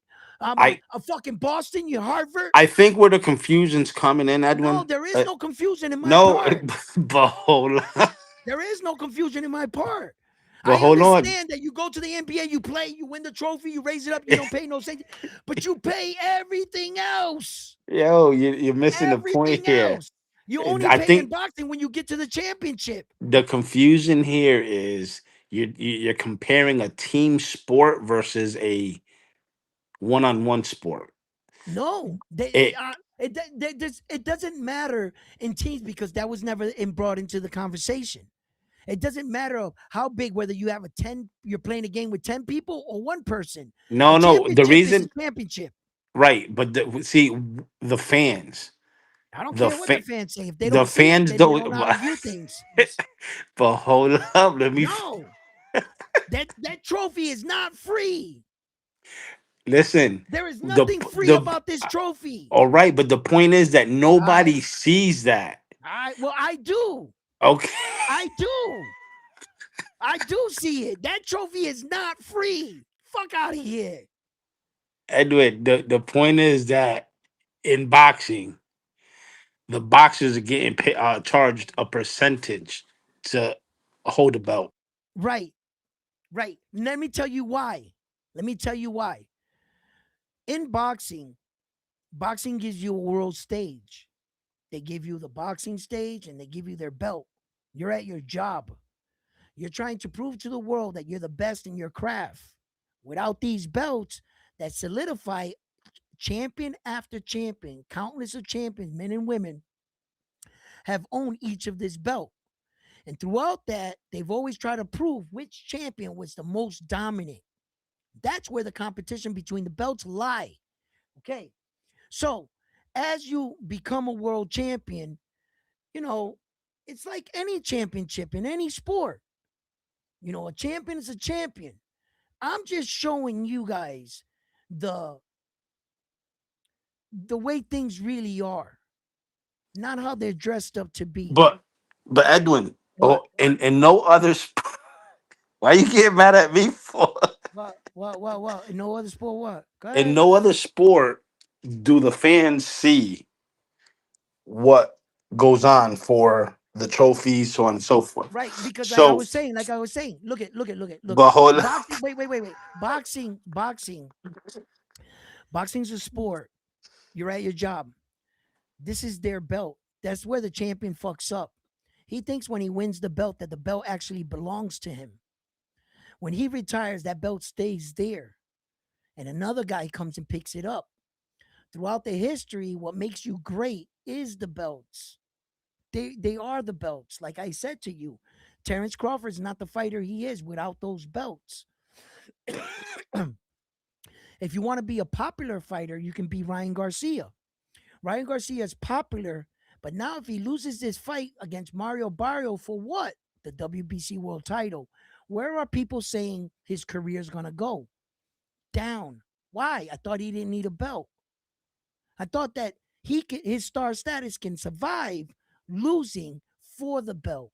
I thought the belt doesn't defy him as a champion. Well, it does. And the thing is this, that these belts gotta get survive. The difference between these world championships and this world championship is only backed by their organization. Where that this championship is backed by a guy that owns a stadium, a coliseum, where he has control of the money coming in. They're making so much money hand over fist. You don't it'll be an honor to compete for your trophy. You don't have to pay for it. But boxing, the WBC doesn't have a place, a stadium. It has to go on the road. They have people that need to answer the office and pick up them phones. How do you think you pay them people? With promises and hope? Where does the organization make their money if they don't make their money off any other place but the sanctioning fee? They don't own the venue. They don't own the boxers. They're Hey, not we promoters. game. They're not What managers. he They, meant by they that is yeah, they keep the actual belt. What he meant was the status of that belt yeah. doesn't stay with that fighter once they No. They leave and a new champion comes and the belts always stay there. Like Floyd Mayweather didn't retire and he took the WBC with him. There's no more WBC champion because Mayweather retired. The belt doesn't belong to him. It belongs to no, the the belt that organization. he won belongs to him. It's just the Yes, yes, status yes, of yes, that yes, belt yes, is yes, yes, what yes, yes, yes. continues on. Yeah. The belts he won, of course, belong to him. Of course, those are his trophies, right? Because Yeah, well, the he way you represents. worded it made it seem like they lose the No, belt. no, they That's don't take the belts back. Don't be stupid, right? Of course he keeps those belts. Of course he keeps them, right? But the organization itself is still there forever. And the only way that the organization can stay alive, the only way that the WBC can have 35 fucking branch organizations throughout all the world, and the Philippines and China and Japan, um, the only way they're able to do that if they charge sanctioning fees to pay their workers and to pay all these people that are putting a. See, the WBC is the biggest belt because they were the ones that went worldwide. And usually you have to fight for the WBA, come out here to America or whatever and fight for us, right? But the WBC took it everywhere.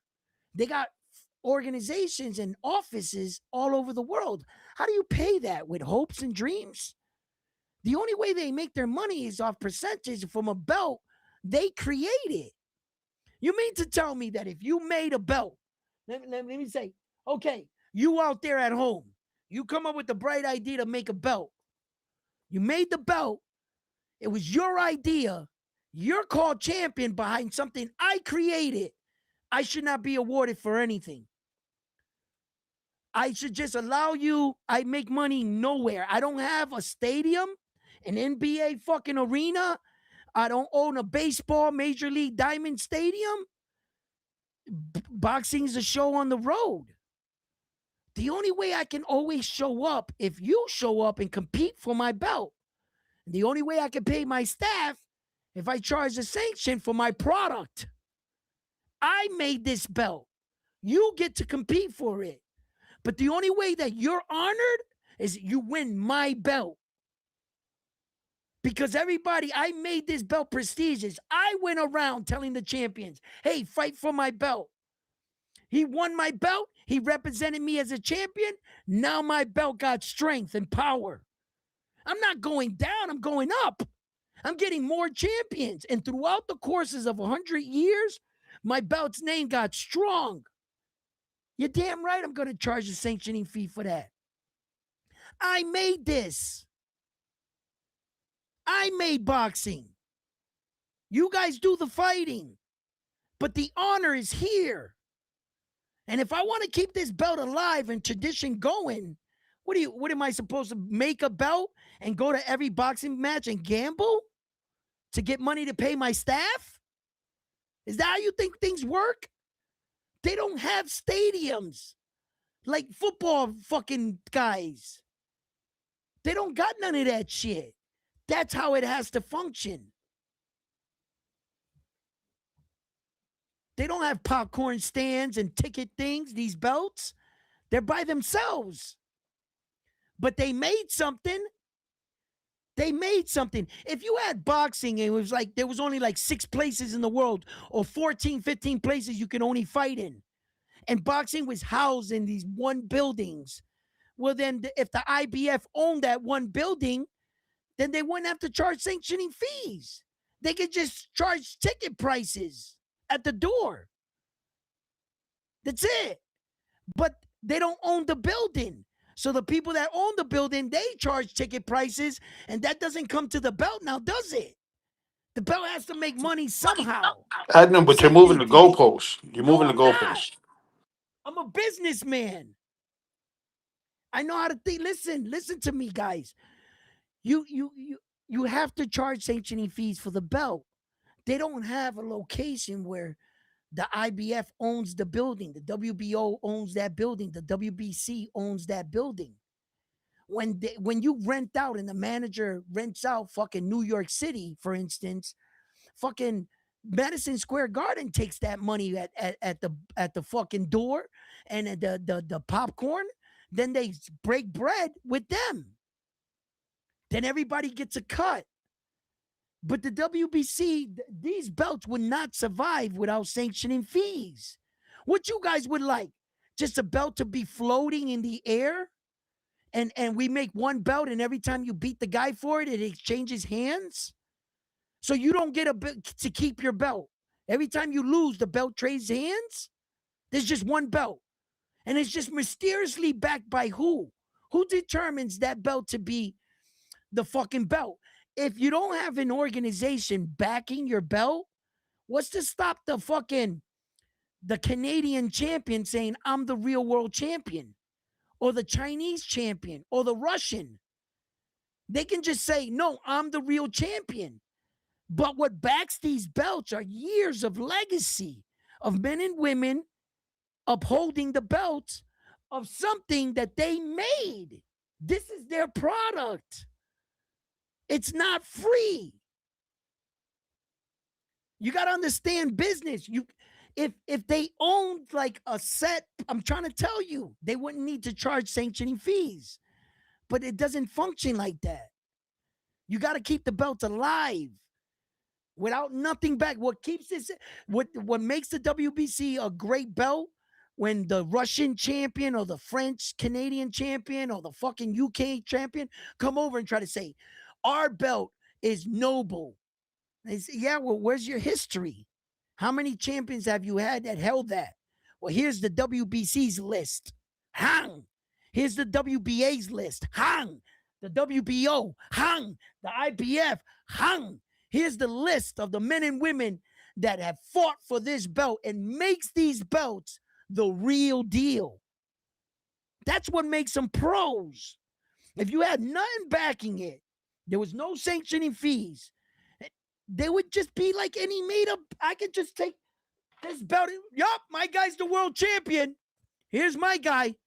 He's the fucking Ukraine champion of the world. He's the best fighter. You who can attest to what you're saying? The only thing you can combat that with is with history, something backing it. And these organizations, they're not going to make a belt and pay themselves. How do they make money? They charge sanctioning fees. It's simple, very simple math. The sanctioning fees are necessary Hey, so that Edwin, I'm these gonna hop belts back in stay the around. chat. I gotta get going, but I'm gonna be Yep. in the chat though. All right. Uh, Them sanctioning fees are very necessary. Very, very necessary. Without them, they don't survive. And the belts no longer exist. Who the fuck? What are we gonna start making up belts now? Saying, yeah, that guy's the champ. Man, get the fuck out of here. You would have that same problem when you had a fighter like Tank Davis and Devin Haney in the division. What was stopping Tank Davis from yelling his belt was better than Devin Haney's? You understand, guys? And then the WBA, being the fuckery that they are, they went along with it. You got to have a champion. Something has to define you. What makes the WBC so prestigious are fighters like Mayweather. If you were to get that belt right there, man, fucking Mayweather had that belt, bro. Ali, Mike Tyson, Sugar Ray Leonard, they all had the WBC, bro. I want the WBC world title. Fuck that. I don't want the fucking Russian Lake Erie fucking championship of the world belt. I don't want the France heavyweight championship of the world. No. I want the belts that my other Muhammad Ali, all the greats had. That's what makes them great.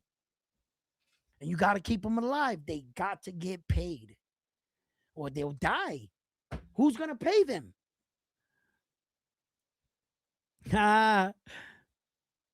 Honestly, only the top fighters get paid without uh sanctioning fees. No. Well, let me read the rest of your shit. Let me see if I'm just guessing this. Pay without sanctioning fees getting removed. That comes out of all checks before they even get paid. So this is very rare situation for the fighters not to be paid. No, wrong. Stock chasers. Uh, you don't compete for no other belt but the WBC. You can't compete for any belt unless you pay the sanctioning fees up front. That's why you never hear any issues about the IBF, the WBO, or the WBA because you won't be fighting for their belt unless you pay them up front. The WBC is the only organization that'll work with the fighter. Say the sanctioning fee, like you don't get a real big purse bid, right? So say you got to pay like $30,000 to 13% off your paycheck to the WBC. The WBC will tell you to your management, your promoter, or you Take that 30,000 and put it into yourself. Invest the 30,000 that you're gonna get. You already gotta give them 20,000. You if you gotta pay them 30, you would have to pay these guys 20 because it's like a 10% difference, right? So you're gonna have to pay them 20. So they would tell you, take that 20,000, put it into yourself, and after you fight, you'll be able to invest more into yourself. Your management won't have to cut corners or promoter if you're a small team. That money, paying it up front, could help you. But if you want to compete for all the belts, you got to pay them up front. But the WBC works with you. They work with you.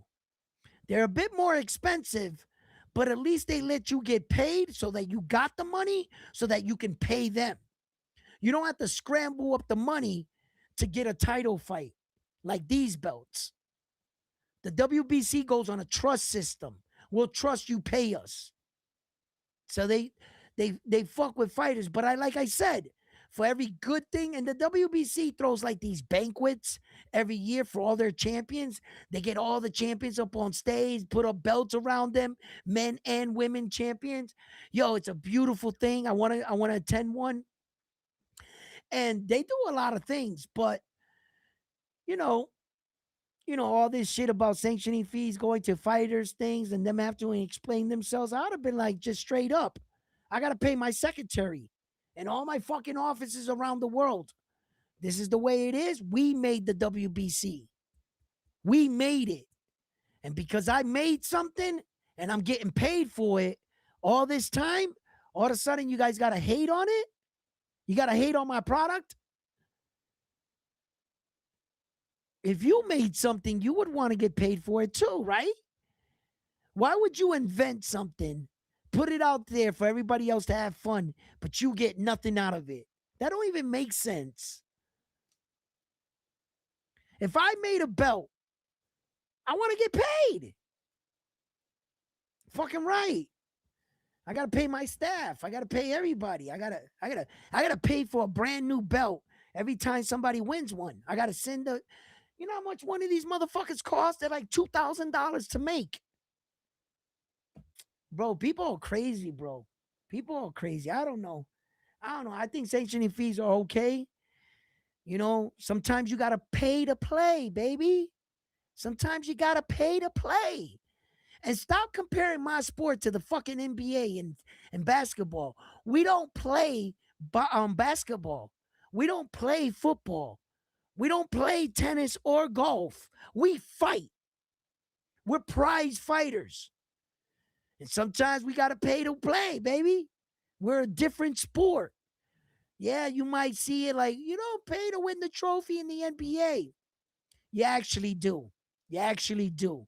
If you don't want to see my point, how all these people pay to play in their fucking game to the end win a trophy that they hide that you don't pay for, fine. Look at it like that. Fine. Fine. Fine. You don't think they pay for them trophies? Fine. Be naive. Fine. They pay. They pay for all that shit. Because I could walk on and become a boxer. You just got to put hard work and dedication. You know what I mean? And as far as sanctioning fees, you only pay sanctioning fees in boxing if you win a minor or a major belt. You don't pay to be a boxer throughout your entire career. No, you don't. You don't pay to the sanctioning, but you do pay to be in the rankings. You do pay for that. Once you decide to get in the rankings and you break the top 15, that's where you start paying in boxing. Typically, that's how it works because you're going to pay some kind of there's some kind of thing because there's a lot of money in boxing and it's worldwide. You have to have offices everywhere. If I call the IBF, somebody for all that money I'm paying in sanctioning fees, somebody better answer the phone. You know what I mean? It's not like being signed to Mayweather Promotion, where like, who the fuck is the secretary of Mayweather? Where's the building? It doesn't exist now, does it? It's fucked up when you got these places. No, the WBC has a headquarters. The IBF, the WBO, they have conventions. They're an organized. Well, I guess for as much as the way they run it, because if you ask me, all four belts are fucking slipping right now, just on social media. Have you seen these guys' websites? That's fucking amateur night at the Apollo.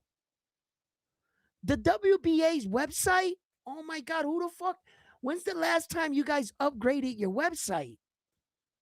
The WBC, the WBO is pathetic. The WB, oh my, listen, it looks like somebody in 2004 made their website and they haven't upgraded shit. They need to pay more sanctioning fees for somebody to get hired to to hire somebody to yo they for being the most prestigious WBC, you would think that when you logged on to their website, it would be better. Like, it's just so basic. It's got like a green banner. WBC, that is so amateur, bro. I know lesser like website pages that are dope. Like they'll have like things coming in, and you could get so creative. It's all like one page, like it's like type. Yo, it's awful, man. Them websites are, man. Listen, but where you lack in one area, you're better in another, I guess. I'm thankful for the belts because it separates regular boxers from a champion. That that's it. If you have a belt, you're a fucking world champion, bro. There's nothing else to say. And whether or not you think that you don't need a belt anymore to be successful, I don't know where you're gonna fight these $1 million fights for no belts without being somebody. Without being somebody. Ryan Garcia made the most money only when? Let's just think about this. When did Ryan Garcia make the most money in his fights? And what was at stake? When he fought Tank Davis, I believe he made one of the biggest bags he ever made, right? What was that for? Tank Davis's belt. They fought a catchweight, right? Didn't they fight at a catchweight or some shit like that, right? But Tank Davis had a belt, right? He fought Devin Haney for one of the biggest bags he ever got. There was a belt on the line.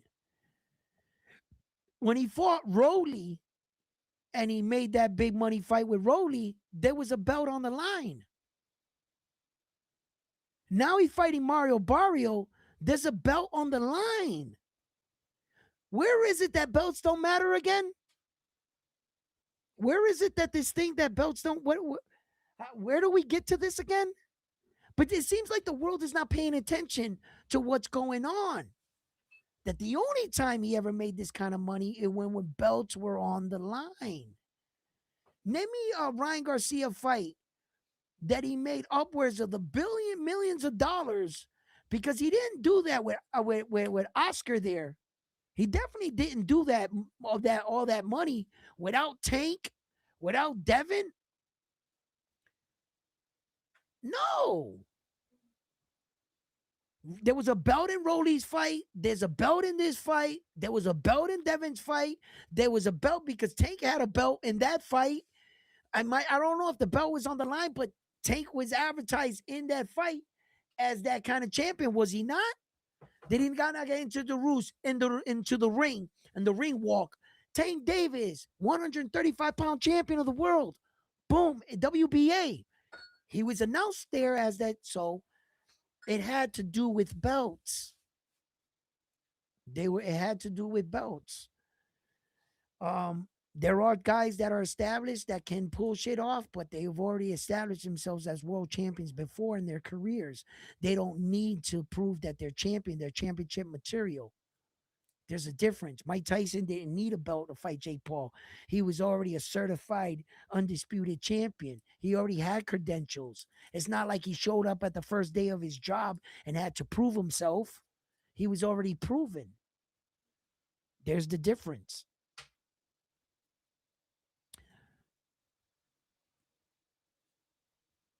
That was a beltless fight. Yeah, but Tank Davis was a world champion. Tank Davis was a world champion. He walked to the ring. Did he not have that WBA title with him? He sure did. What do you see? You're fighting a world champion. You're being tested against the great Tank Davis.